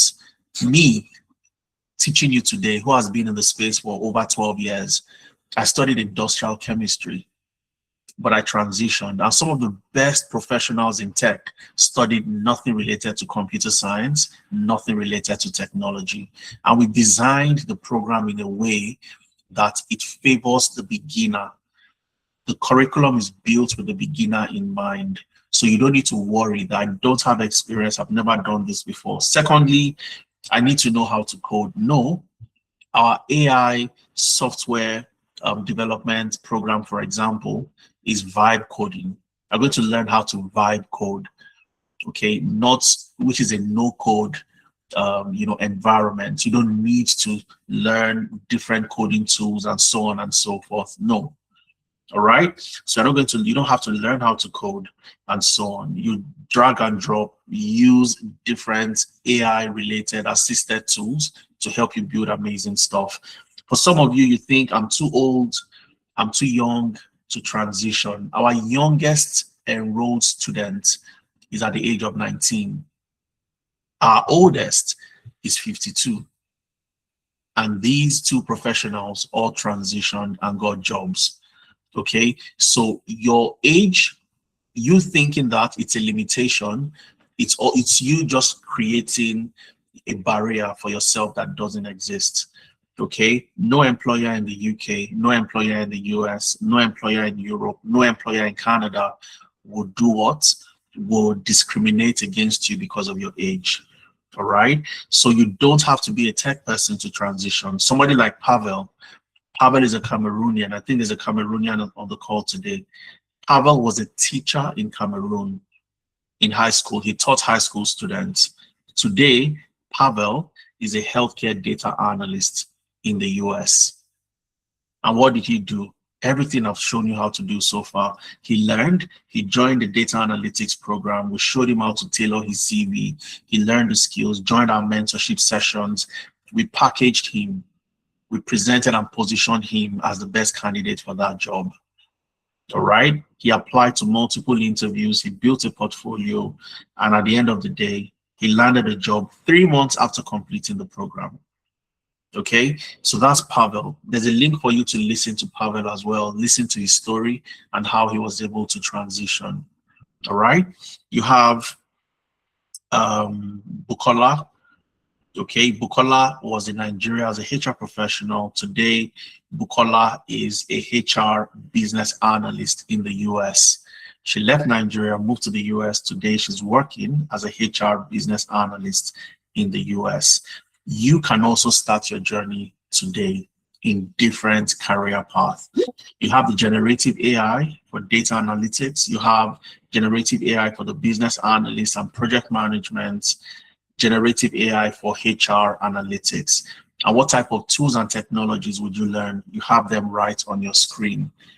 All right. So for those that will be going into generative AI for data analytics, for example, what would you be doing? You'll be learning tremendous skills. All right. You would learn how to write AI prompts to clean your data, summarize, extract insight. You build your first analytics AI focused dashboard. You learn how to automate your dashboarding process, your data extraction process using tools like Zapier. All right. You'd learn how to clean real world data using Copilot and Microsoft Excel. Okay. You'd learn how to use tools like Julius AI for your data analysis, your dashboarding. You'd learn how to use Bricks AI for your dashboarding as well. You'd learn how to use Power BI to build amazing dashboards. And the beauty about that is you won't just learn the conventional Power BI. There are a lot of people that know Power BI, but very few know how to use Copilot to generate visuals on Power BI to explain trends in your Power BI. You learn how to do that. All right. You also learn how to tell story, data storytelling using an AI-powered data storyteller. Apart from Julius and Bricks, you'll also learn Microsoft Fabric. You'll also learn Zebra AI and Quadratic AI. These are AI tools that enables you to accelerate all the things you need to learn. So at the end of the day, you end with a capstone project, which is a hackathon where you get to compete with other people in your class and build amazing projects. All right. And then you move to generative AI for the business analyst and the project manager. So you're going to learn the foundations of business analysis and project management. So essentially what you're doing is you are using AI to do the job, to streamline the process of you being a business analyst stroke project manager. So these two areas are combined. So if you choose one, you go for both. Okay, you go for the AI business analysis and project management. So you'll be learning tools in these two areas. You'd learn how to use AI to research, validate business problems. You'd learn how to use AI to generate a full project charter. Okay, how to create your stakeholder registers, your RISI matrix, and so on. As a project manager, you need to develop a Gantt chart, a work breakdown structure, and so on. You're going to learn how to use generative AI tools like Claude and ChatGPT to get that done for you. You'd learn how to use tools like Rovo on your Jira. Jira is used to track project deliverables, but you get to learn how to use Rovo as an AI tool within Jira to summarize your project, automate your sprint planning, and so on and so forth. All right. You'd also learn how to create AI-generated executive summaries, stakeholder communication, and so on. And that's the beauty of learning how to use AI to do what you do. So even if you're already within the space, it's a fantastic place for you to add AI to the skills, which means if you're already a project manager, you want to add AI. If you're already a business analyst, you want to add AI to the skills that you have. All right. And then for those going for the HR, generative AI for HR analytics, you also get to learn amazing stuff. You work with HR data, employee data, recruitment data, and you learn how to create automation using different tools like Zapier, N8N, and so on. You'd analyze different types of metrics, HR related, attrition, hiring trends. You build HR related dashboard, use Gamma AI for your reporting and presentation. You'd use Copilot, just like the data analyst, to create your visuals, to create your dashboard, extract insights. You're also going to learn how to use Julius, Bricks, Zebra AI, Quadratic AI, and so on, right? And you also get to learn how to build pipelines. You'd learn how to build AI agents, okay? So you're a HR professional, but you want to work with 10 different agents, and you want those 10 agents to do 10 different things.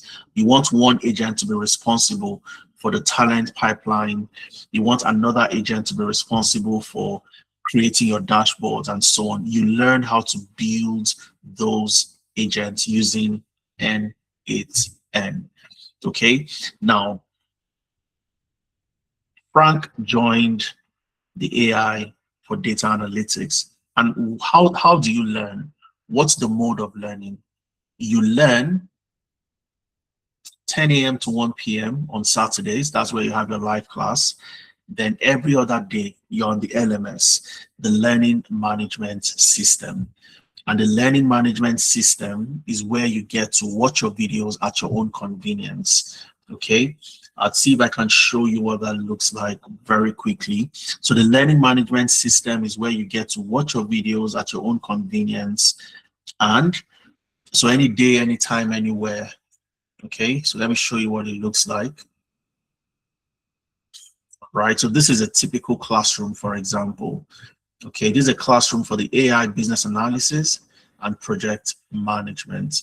Okay, so here they learned something. Let's go to week 5, for example. Okay, so week 5, we look at their resources. Sorry, I think I clicked on the wrong thing. So you'll see what they've done in different sessions, different weeks. Here they did the generative AI for BA and PM. This was on Saturday, the login details for you to join. And you can come in here and you can always get to see, you download your reports and you get to see what happened. If you also want to watch the recording, you can see what happened in class on that day. So what happened in class on that day? Who was the trainer? Who was the teacher? What did they do? They learned project execution and agile implementation. So even if I miss this class, I can always come back, click on the recording, and I can come back and see exactly what happened on that day. So at the end of the day, I don't miss anything. Okay, so these are Scrum artifacts, understanding the Scrum artifacts, and you also get to work on a case study. This is for Spotify. All right, so this is how any day, anytime, anywhere, you can always come back to your dashboard and you can always learn. And every single Saturday, you have a live class, 10 a.m. to 1 p.m. every Saturday. That's where you have a live class. Okay, and you learn for 6 weeks, and then you have 2 weeks capstone project. So that's 8 weeks altogether for 2 months. Frank started November 2025. He completed his program in February 2026, and he got a job just about 3 months afterwards in June 2026. And this was exactly how Frank was able to learn.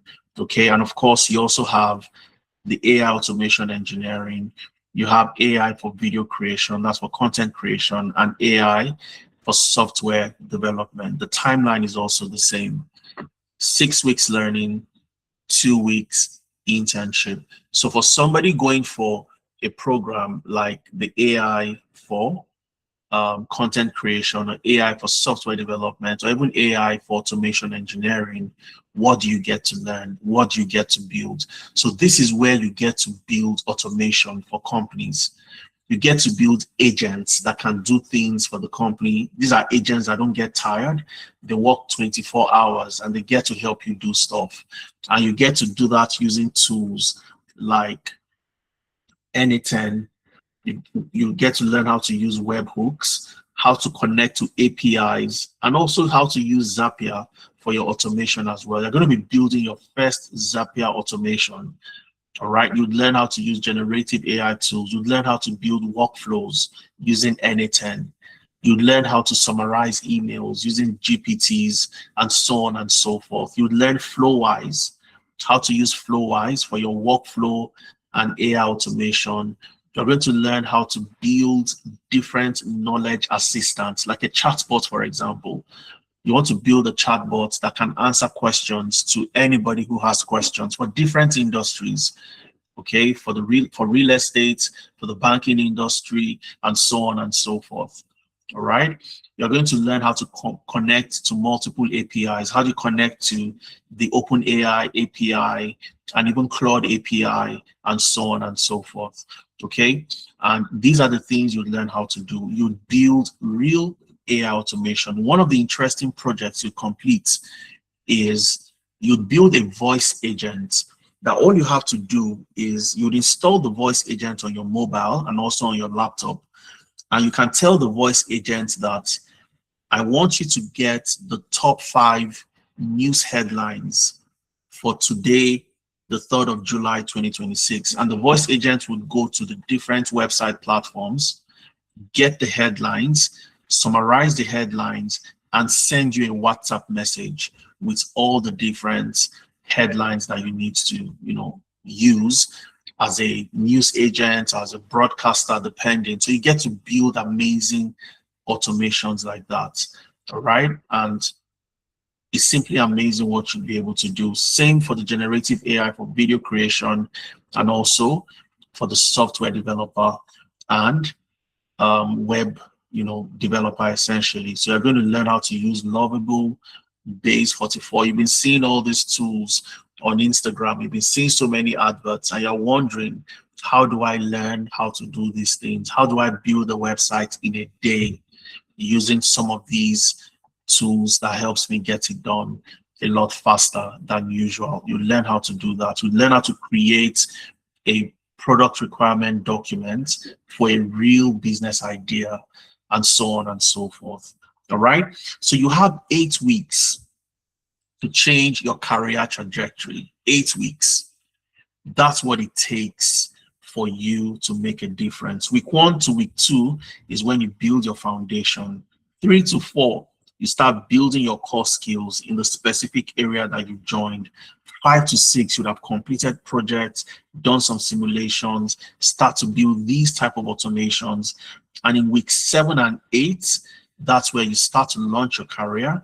You have a portfolio, you have a LinkedIn profile that is optimized. We help you optimize your CV. We do it for you. We show you how to do your LinkedIn profile. And this is where you start to get interviews, and we prep you for interviews. Okay, so you have your live sessions. You can always go back, watch your recording any day, anytime. You have hands-on projects you're going to complete. You saw Frank's portfolio. You have a community of people that are like you, trying to achieve the same thing. So you can always interact, and you have access to a mentor like myself and other professionals.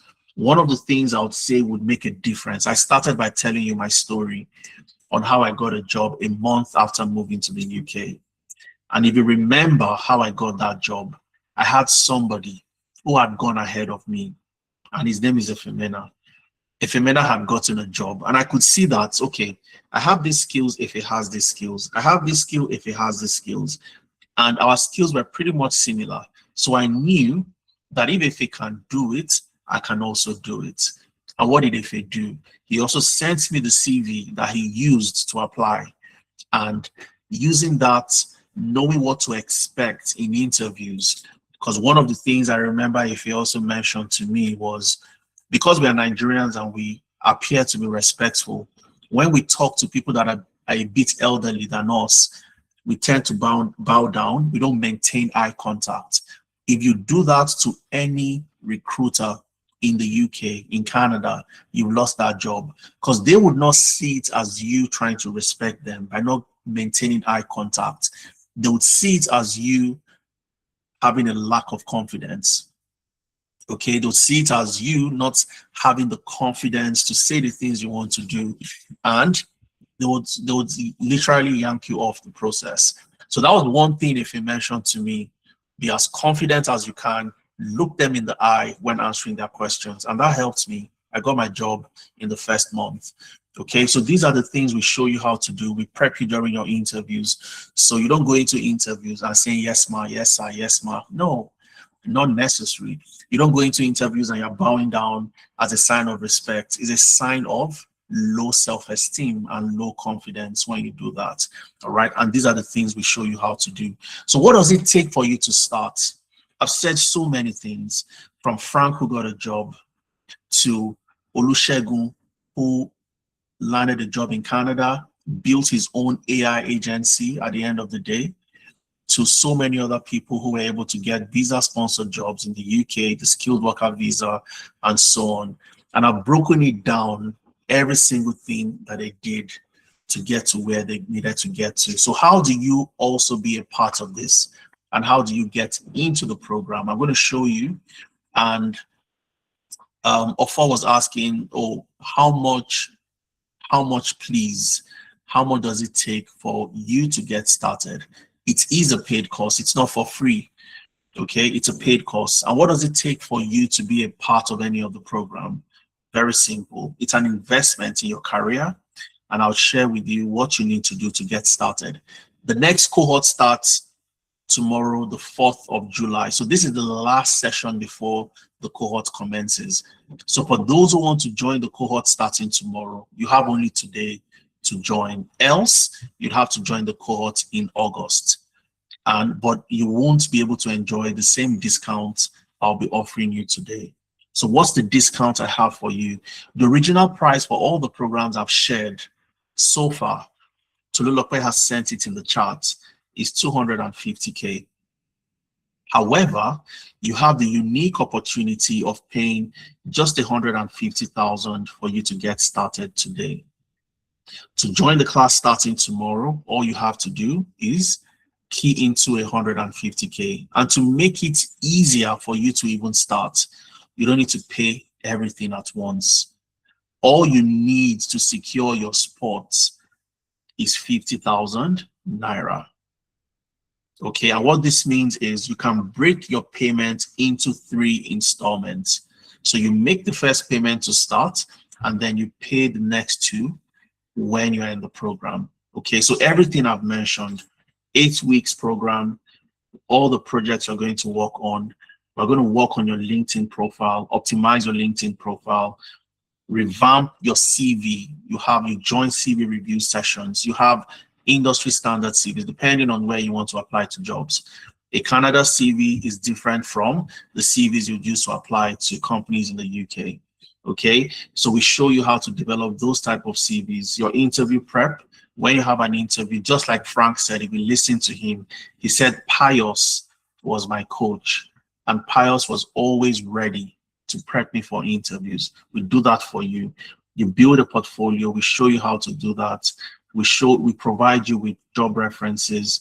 You have your mentorship sessions, and you have access to the lifetime community. You have access to the platform as well, and you can always come back any day, anytime to rewatch and revisit. So what does it take to start all these amazing stuff? Just 50,000 Naira for you to start your journey today. Okay, and I'm also going to be opening, so for those who want to make the full payment, so let's say, for example, I want to lock in and ensure that because I have committed and invested in myself, I'm going to see this through from the beginning till the end. Instead of paying 150,000, if you want to make a one-time payment, that's one installment, and I want to pay one time, you have the opportunity to pay only 100,000 instead of 150. That's for those that want to pay one time. If you want to pay in 3 installments, which means what you're paying today is 50,000, it means you pay a total of 150 because you pay 50, 50, 50. But if you want to make a one-time payment, you get to pay 100,000, and that's it. All right, and I'm going to show you how to go ahead and secure your discount. The discount is also not available to everyone. It's available to only the first 10 people that pays. And I'm also going to tick, and as the slots are going, I'd also be ticking to show you the slots that have gone. But those, if you want to start, and I'll show you if you want to start in August, if you're paying now to start in August, you enjoy the discount. But if you are paying later after today's session to start in August, the discount would be off. Okay, so I'm going to show you how you can start. So let's take, for example, I want to go for any of the programs. Okay, so once you click on the link, my colleague Tolulope has posted the links. If you click on any of those links, it takes you to where you can see the courses. All right, so if you click on the courses, you see all the different courses: AI for business analysis and project management, social media and content creation, AI automation engineering. So let's say I want to go for AI for data analytics, for example, same thing that Frank did. I come right here and I click on enroll. Okay, you can sign up. Okay, just sign up with Google, sign up with any accounts, and it's pretty straightforward. Okay, so I'm just going to sign up and see. And that takes me to where I can start making my payments. Okay, so you see the program overview and you can choose your payment plan.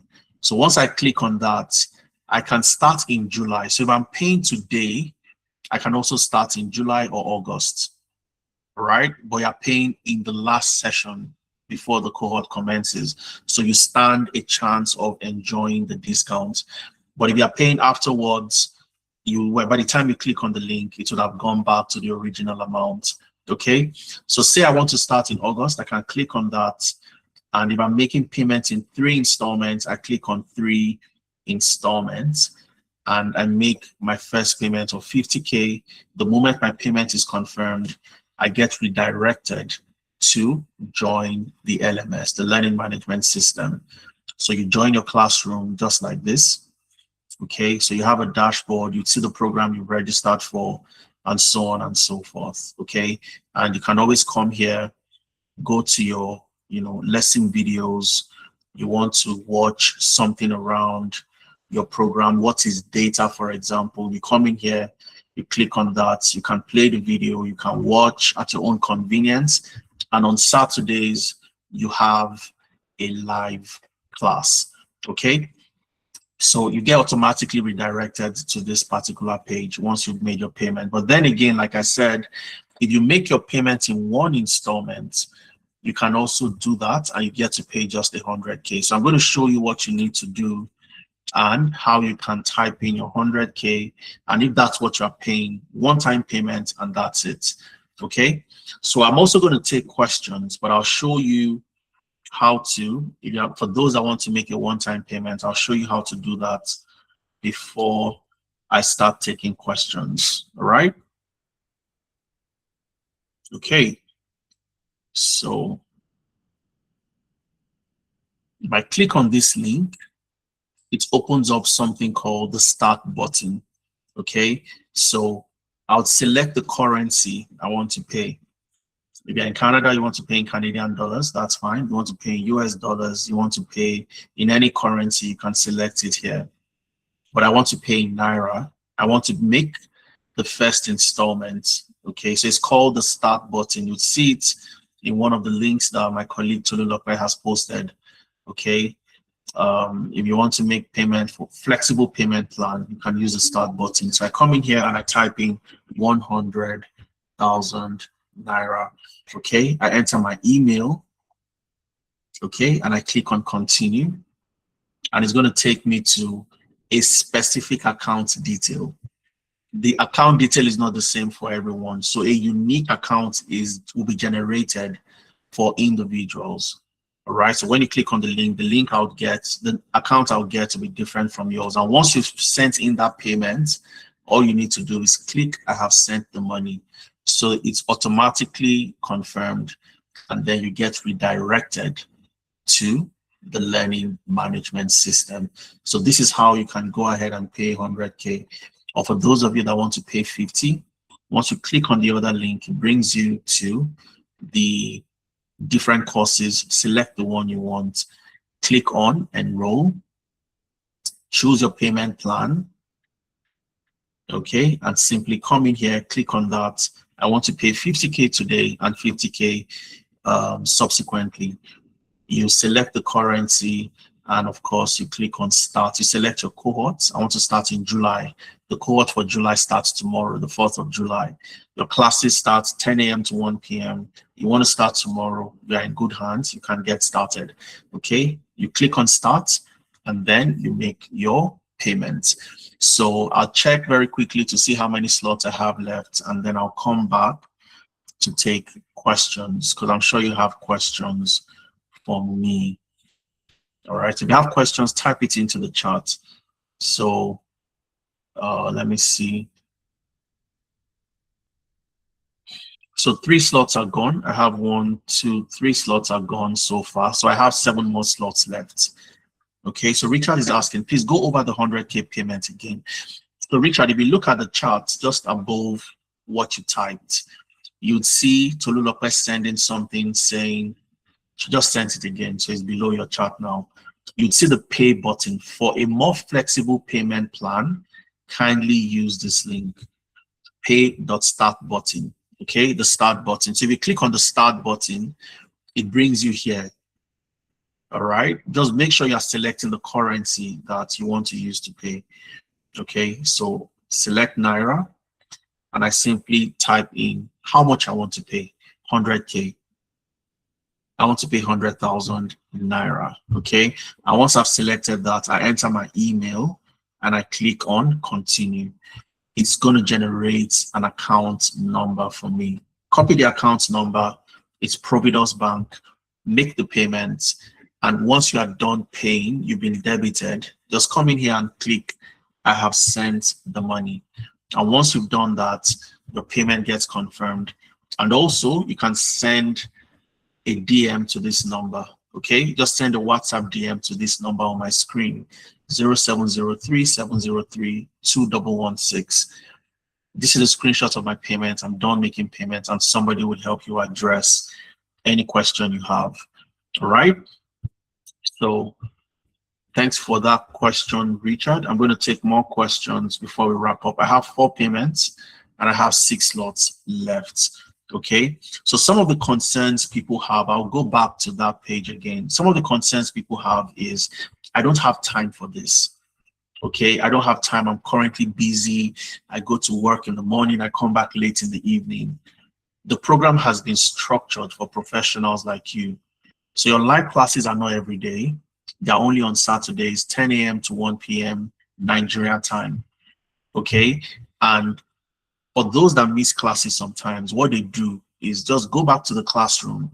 So let's say you missed a class on a Saturday, or you missed a class in live class. You just go back to your classroom, okay? You go to your classroom, go to the class. Okay, go to your classroom, go to the class, look for the class that you've missed, and you simply will do what? Just watch the recording. Watch the recording, see what happened, and you can also book a session.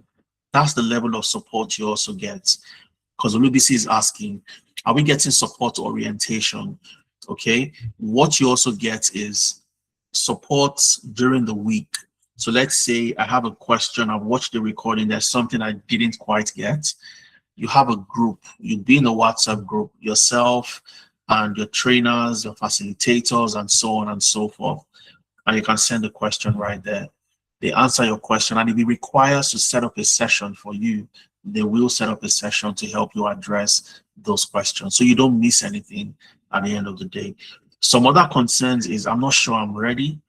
Okay, again, everybody here on the call is ready for the program, and the reason is simple. The program is designed for the absolute beginner in mind.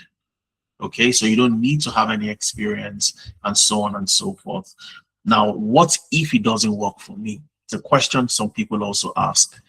All right, we've had hundreds of graduates across Nigeria, Kenya, and so many other regions. Okay, and the career activation system we've built is designed to get you results. Our focus is not just you taking a course or taking a program. We give you everything you need to ensure that you get that job.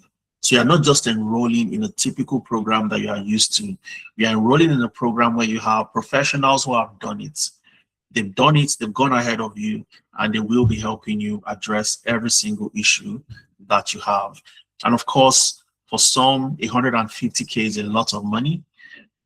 But guess what? One remote opportunity can pay you about $1,500 per month, $1,500 per month, which is roughly 2.4 million per month.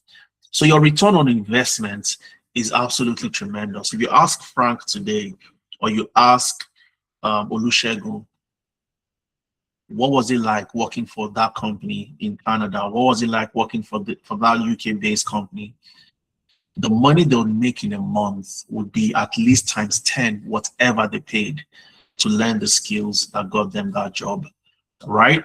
So these are some of the concerns, and I hope I've been able to address those concerns. So I have 5 payments. I have 5 slots left. So as the payments come in, I'll just simply, tick it off, and until we have all the 10 slots gone, then we call it a day. Let me take a question from Oluwaseun.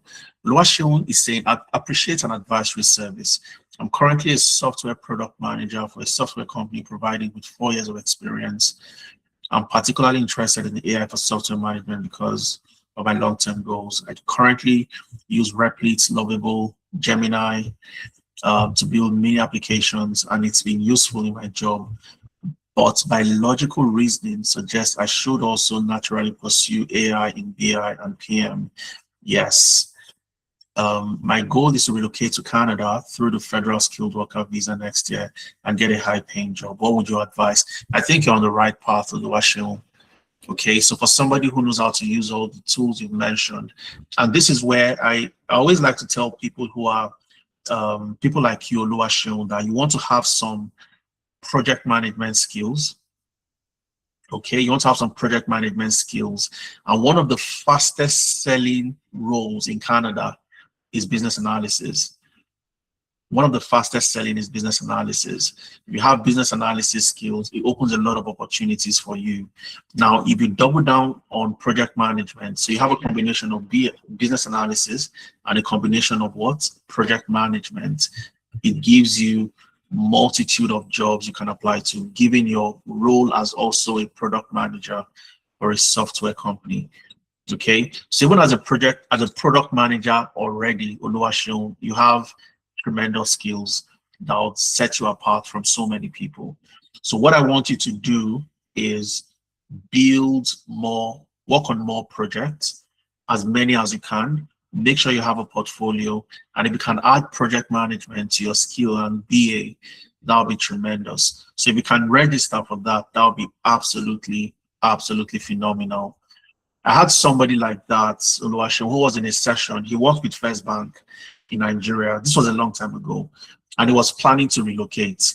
And he had a conversation with me, and I told him, okay, he has some skills in data analytics. And I said, look, what you need to do now is hone your skills, okay? H-O-N-E, which means whatever you know now, you need to build on that. So he knew Excel, he knew SQL and Tableau. And I told him, learn Power BI, learn Microsoft Fabrics, and also learn data storytelling. Okay, and he did. His name is Olugbemi. Olugbemi moved into Alberta, got a job within 2 months after arriving. A lot of people come into this country, and I'll tell you for free, they wait for years and they cannot get jobs. But Olugbemi knew what to do. He had the skills. He had a conversation. I told him what to do. He learned those skills. He came into Canada. He got, PR directly from Nigeria. He moved to Canada. He got a job in 2 months. Olugbemi today is he's a mentor. We bring him back to Tenalytics to come mentor other people that are looking to transition. Okay, so I hope that makes sense to you, Oluwaseun. I think you're on the right path. You have good skills. Product management is a fantastic career path. It's high in demand, and all you need to do, if you can add PM to that, that will be tremendous. Great for you. Irene is asking, can the masterclass discount be available for August? Yes, it can, if you pay today. If you pay before the next cohort starts. The next cohort starts on the 4th of July. That's tomorrow, Saturday. Okay, so if you are one of the people that pay from this session and you want to start in August, all you have to do select August or send a message to the number on my screen. Tell them you want to start in August and they will make that available for you. Chinedu is saying, I have 50K. Chinedu, that's totally fine. All you have to do, once you click on the link my colleague has, sent to you, all you have to do is go back to where you select your payment plan, choose when you want to start. If you want to start tomorrow, July, for example, click on 3 installments and pay 50K. And that's all you need to start, Chinedu. Okay? Odunayo is saying, I'm an AI ML engineer who desires to learn in foreign currencies before relocating. What do you advise? So Odunayo, I want to know, if you're an AI ML engineer, what's your tech stack? Okay, what's your technology stack? So I'd like to know. That's on the one hand. On the other hand, do you have a portfolio? If you don't, you want to build one. And thirdly, what I would suggest that you do, if you want to work remotely, you also need to have organizations that can vouch for you. You need to have organizations that can provide references for you, organizations that can vouch that you have worked with them, you know how to use these tools and use these technologies. Unfortunately, we don't have a very good reputation globally. All right. So people would hardly trust what you can do. So you must have evidence. That's your portfolio. But then again, they'll think about it and say, hey, you have this portfolio. What if the portfolio was built by somebody else and not by Odunayo? Then you have an organization. You have somebody like myself who can write a reference on your behalf to say that I have worked with Odunayo and I'm confident Odunayo can do this job. I showed you what the references look like. So these are things you need to put in place. So your tech stack, number one. Okay, so what's your tech stack? What can you use? What type of, have you built and deployed machine learning models before? What type of machine learning models have you built, supervised, unsupervised, and so on and so forth? And that goes a long way in showing if you can apply to get those type of jobs. All right. So one thing I also want you to do, for those of you here today, if you go on LinkedIn and you search for me, Adeza Suleiman, you would find me on LinkedIn. Okay. So you see this picture. So once you see this picture right here, that's me. If you go to my profile, click on that, follow me, connect with me. I'll be very happy to engage every single one of you. All right. So connect with me.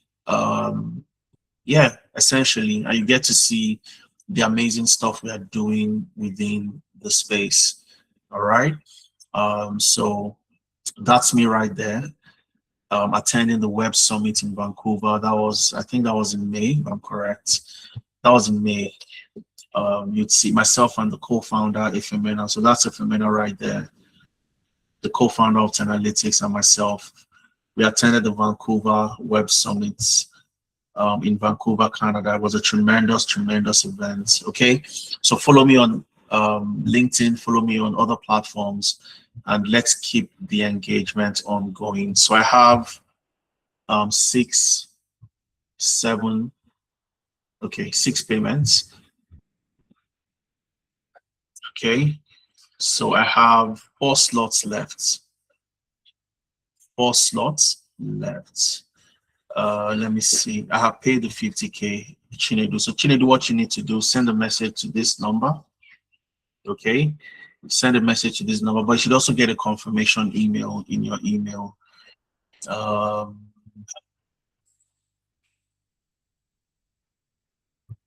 So Sarosi is asking, or Sirosi, I love the video content creation and currently have work experience in construction project management. Which should I select? Now, selecting what you love is very important as well. And I say this because you want to get into a career path that you enjoy doing, you're interested in doing. So if AI content creation, social media and content creation is something you enjoy doing, that will be great for you. Now, Sirosi, if the goal for you is, oh, I want to travel, I want to relocate, or I'm traveling, I've put in my application for, just like the gentleman said, express entry through this federal skilled worker route, and you're waiting for, an ITA, invitation to apply, and so on. Combining construction and project management is a fantastic combination. Construction plus project management is a great combination. Okay, construction in itself is quite good in Canada. I'm using Canada because I'm in Canada, and I can tell you categorically, even Canada today are looking for bricklayers, they're looking for masons, they're looking for plumbers, they're looking for people that, vocational skills as well. So construction plus project management sets you apart. Okay. So if you need to have a portfolio, just like I told Odunayo the other time. If you don't have a portfolio, you need one.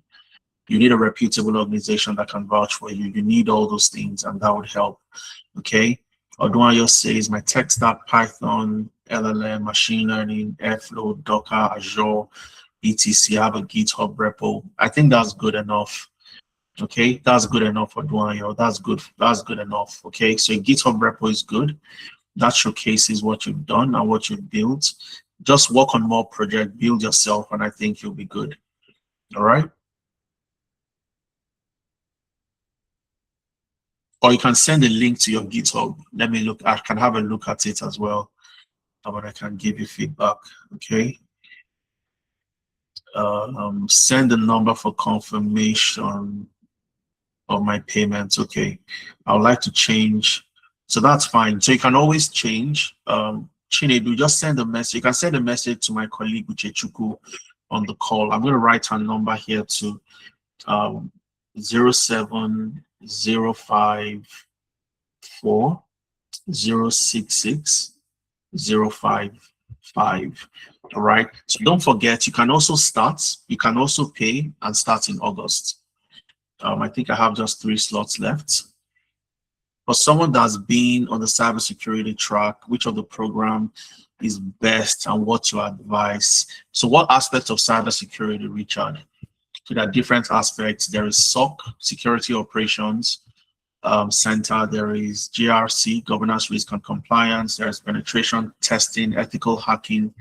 So I'd like to know which aspect of cybersecurity, and then I can tell you or advise you on what to do.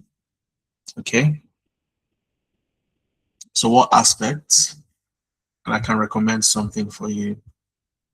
Emilia is asking, I'm into education. I teach and facilitate. Kindly advise me on a relocation plan. So do you teach primary, or do you teach in a high school or university?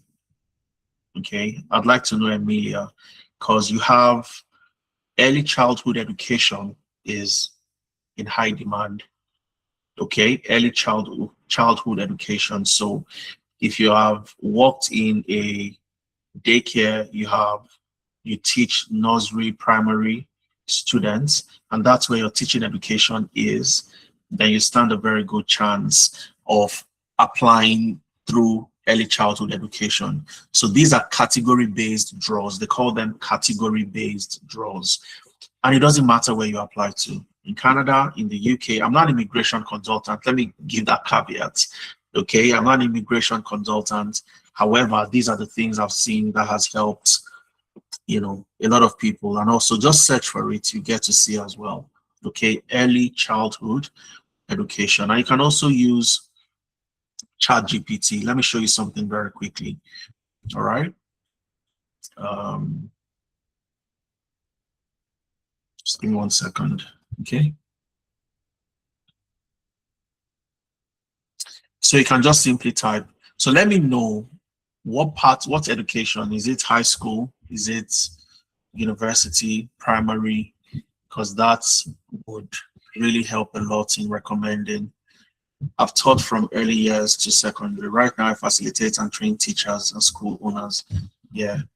So early childhood education is, okay, what provinces, or what question should I ask? Okay, is early childhood education a great PR pathway for a Nigerian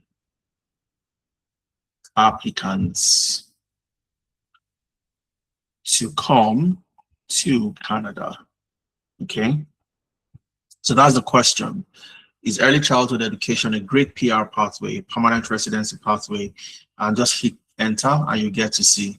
All right, so we get to see, and I tell you this because, like I mentioned earlier, it is absolutely phenomenal. Okay, yes, early childhood education is currently one of the better pathways to PR in Canada, particularly for international students, temporary residents in Canada. However, for a Nigerian applicant directly, I would describe it as good, but not guaranteed. Of course, there's nothing that is guaranteed. Okay, so these are the provinces: Alberta, very good; British Columbia, excellent; Ontario, good; Manitoba, excellent. So what you want to do is look for the ones that says excellent, excellent. Okay, so BC, for example, you want to go to BC, maybe you want to check their pathways, but early childhood education is good. Now, what even makes it better for you is if you want to create more pathways for yourself or more opportunities for yourself, and you have early childhood education, and you also have additional skills, data analytics, AI data analytics. So you can also add, or you can also type. So let me copy my first prompt, but this time I'll change it to AI data analyst. Okay, is AI data analytics a great PR pathway? Okay, so let's also see what ChatGPT would give to us. And so it's comparing the two. I don't want it to compare, okay, but I mean, it's going to tell you categorically that it is, yes, it is income potential, study permit logic, job completion risk, and so on and so forth. PR potential, it's a 7/10. And you can also get to see the different areas. Data scientist, just like the gentleman who's an ML engineer; data analyst, be an AI data analyst, and so on and so forth. Okay. Yeah, salary higher, competition higher, PR strength good. Let me see. So you can also type what provinces would you recommend for me, and so on, and it would recommend provinces you can focus on. Go to their page, and all you need to do is see the requirement. It's pretty straightforward. But I also like to advise for anybody who is looking to relocate. When I was relocating, I also did it. I use an immigration consultant. Okay, and make sure you use immigration consultants that are what are they called? Regulated. So not just anybody off Instagram or anybody off anywhere. Okay, you want to work with people that are regulated. Okay, and that helps you. So they don't just take your money, millions upon millions, and they don't get you what you want at the end of the day. So working with immigration consultant helps when you're looking to relocate. So Richard is asking, that's part of the advice needed for cybersecurity. All trainings I've gotten tends towards SOC. Okay, so there are different aspects. Okay, that's the part I needed. Okay, all training I've gotten tends towards SOC, but I haven't chosen an aspect yet. SOC is good in terms of opportunities. Okay, if I'm going to rank, I would rank GRC number 1, SOC number 2, ethical hacking number 3. Okay, in terms of availability of jobs, and also apart from just availability, how easy is it for you to get a job? GRC is 1, number 2 SOC, number 3 ethical hacking. So if I'm a GRC analyst, for example, what I want to do is to have some sense of business understanding, and also some project management skills, because I'm not going to be analyzing data. Maybe I would, but not as much as For a cybersecurity professional, that would not be my bread and butter every day. But I want to have understanding of business requirements. I want to have understanding of business frameworks, governance frameworks, and so on. So to recommend any of the programs for you, I would recommend the AI for business and analyst and project management. Okay, Abimbola is saying I have paid, but I have not been able to confirm. So Abimbola, you can reach out to Uche right here. Just copy this number, copy it down. So just in case if I leave this page, you don't lose this. Okay, Uche is on standby to help you out. Okay, so just send a message to Uche 070540 All right, and Uche would help you out. Should help you confirm if you did not get an automated confirmation. Should help you with that. All right. I think I'll take one more question and then we'll call it a day. Tokwe is asking, and I'll take from Chinedu. Chinedu, you have your hand up. Do you have a question for me, or you are giving me a thumbs up? Let me take Tokwe's question. What tech skills can I pick? Advantage for enhancement and put me on the job.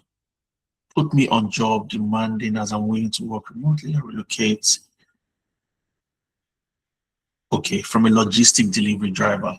So one of the best pathways, Tokwe, I'd say you should go for looking at demand, looking at availability of jobs. You can't go wrong if you do what Frank did, AI, data analytics.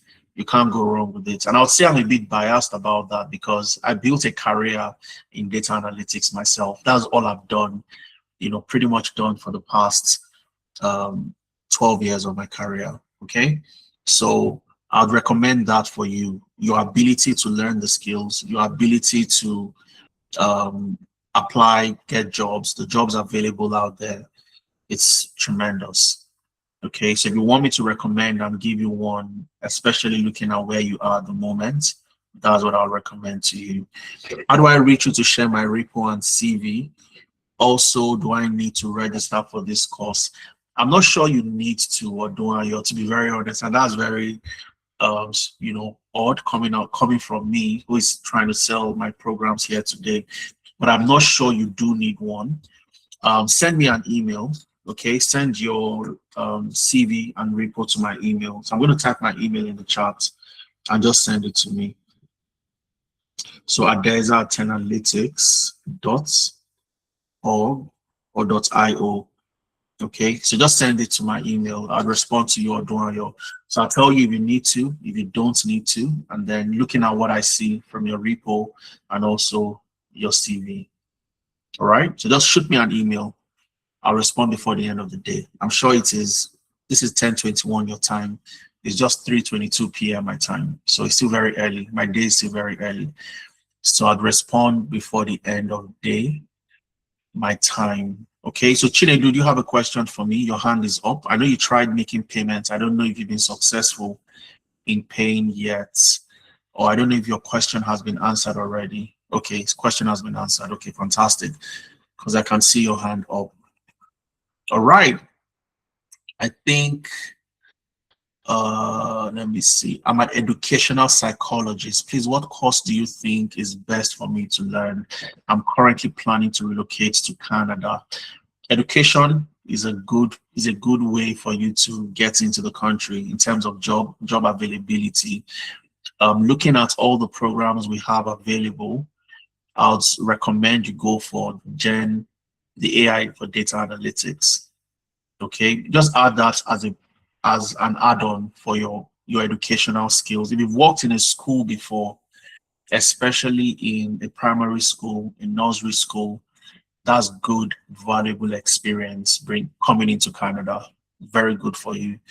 All right. So you look at that. Do I have experience in education? If you do, fantastic. And add AI data analytics to what you have. That help you stand out. So you have more opportunities. If the education job doesn't come fast enough, you can also start applying to jobs in, data analytics and other areas. All right. So I have 2 slots left. Let me see. I think those are all the questions. Those are all the questions I've seen so far. All right. So at this juncture, we're going to call it a day. It's been almost 2 hours, 30 minutes. And I want to say a big thanks staying on the call for all of you that have stayed from the beginning. I hope you feel the attendance. If you didn't feel the attendance, make sure you feel. Okay. So you get the recording, you get my slides, and you get everything we've shared today. Michael, you want to say something because I'm just about to run. I don't know if you've sent a message in the chat. I'm not sure. Okay, Michael. Okay. Okay. I've seen your question now.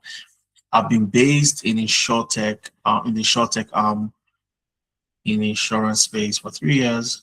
Moving around APIs endpoints. I'm looking to transition into tech fully. Vibe coding keeps catching my attention, but I don't want to have all eggs in one basket. What do you think? Um, Honestly, looking at what you say you do, working with APIs, endpoints, and so on, I'd say you should go for the AI automation engineering. Okay, that would be a very good convergence with your current skills and your ability to automate processes, even where you currently work at the moment. With AI automation engineering, it's also difficult for you to go wrong. And this is simply because businesses today are looking for one way or the other to say they also implement AI. Okay, even though they are not AI native, which means they have their companies built with a largely driven AI background. Even if that's not the case, businesses today are looking for people that can help them automate. Because if you don't automate processes today, you will fall far behind your competitors. All right, because so many people, so many businesses are doing a lot of automation. And looking at you being comfortable working with APIs, endpoints, I'd say you should go for AI automation engineering. All right, Michael. If you have further questions for me, shoot me an email. I typed it in the chat. Shoot me an email, and I will respond. Okay, I'll respond to you. I think I can see Oluwaseun followed me on LinkedIn. I'm going to accept your connection, and also Oluwapemi. I think Oluwapemi is on the call. I'm not sure. All right. So I just accepted your connection, Oluwaseun and Oluwapemi. Oluwapemi's one disappeared. Okay. I've accepted. All right. So Chinedu, send a message to Uche. Uche will get your question resolved for you. Sirozi, shoot me an email as well, Sirozi. Okay. I create and document construction works. That's why I said you should go for project management. Okay, go for the project management program. Business, documenting requirements, elicitation, requirement gathering, stakeholder management, stakeholder analysis. These are all business analysis related skills. Okay, so what you do, from what I've seen, are business analysis related, and the AI business analysis and project management program come in one package. Okay, so if you go for that, Sirozi, I think that would be the best option for you. All right, that's what helps you get a job as let me show you. I showed you somebody earlier on my slide. That's what helps you get a job as even as an agile project manager. Okay, so this lady, her name is Zulai. Okay, can't see my screen anymore. Let me share, and I think I'll end with this. All right.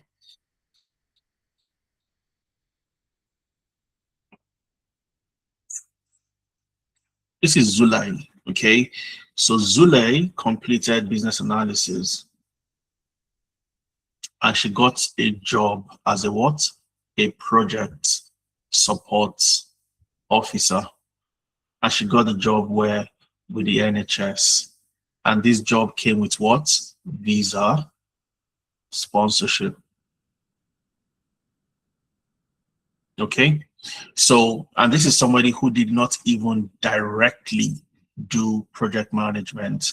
So what I'm simply saying, Sirozi, is the best thing you want to do looking at what you currently do at the moment is what? Get into the AI business analysis and project management program. Okay, you don't need to be confused for any reason. That's the best pathway for you to go. Okay, and I hope that answers your question. I'm going to share my slide. You'd have access to my slide at the end of the session for those of you that have filled the attendance. And at this juncture, I would say thank you very much for joining.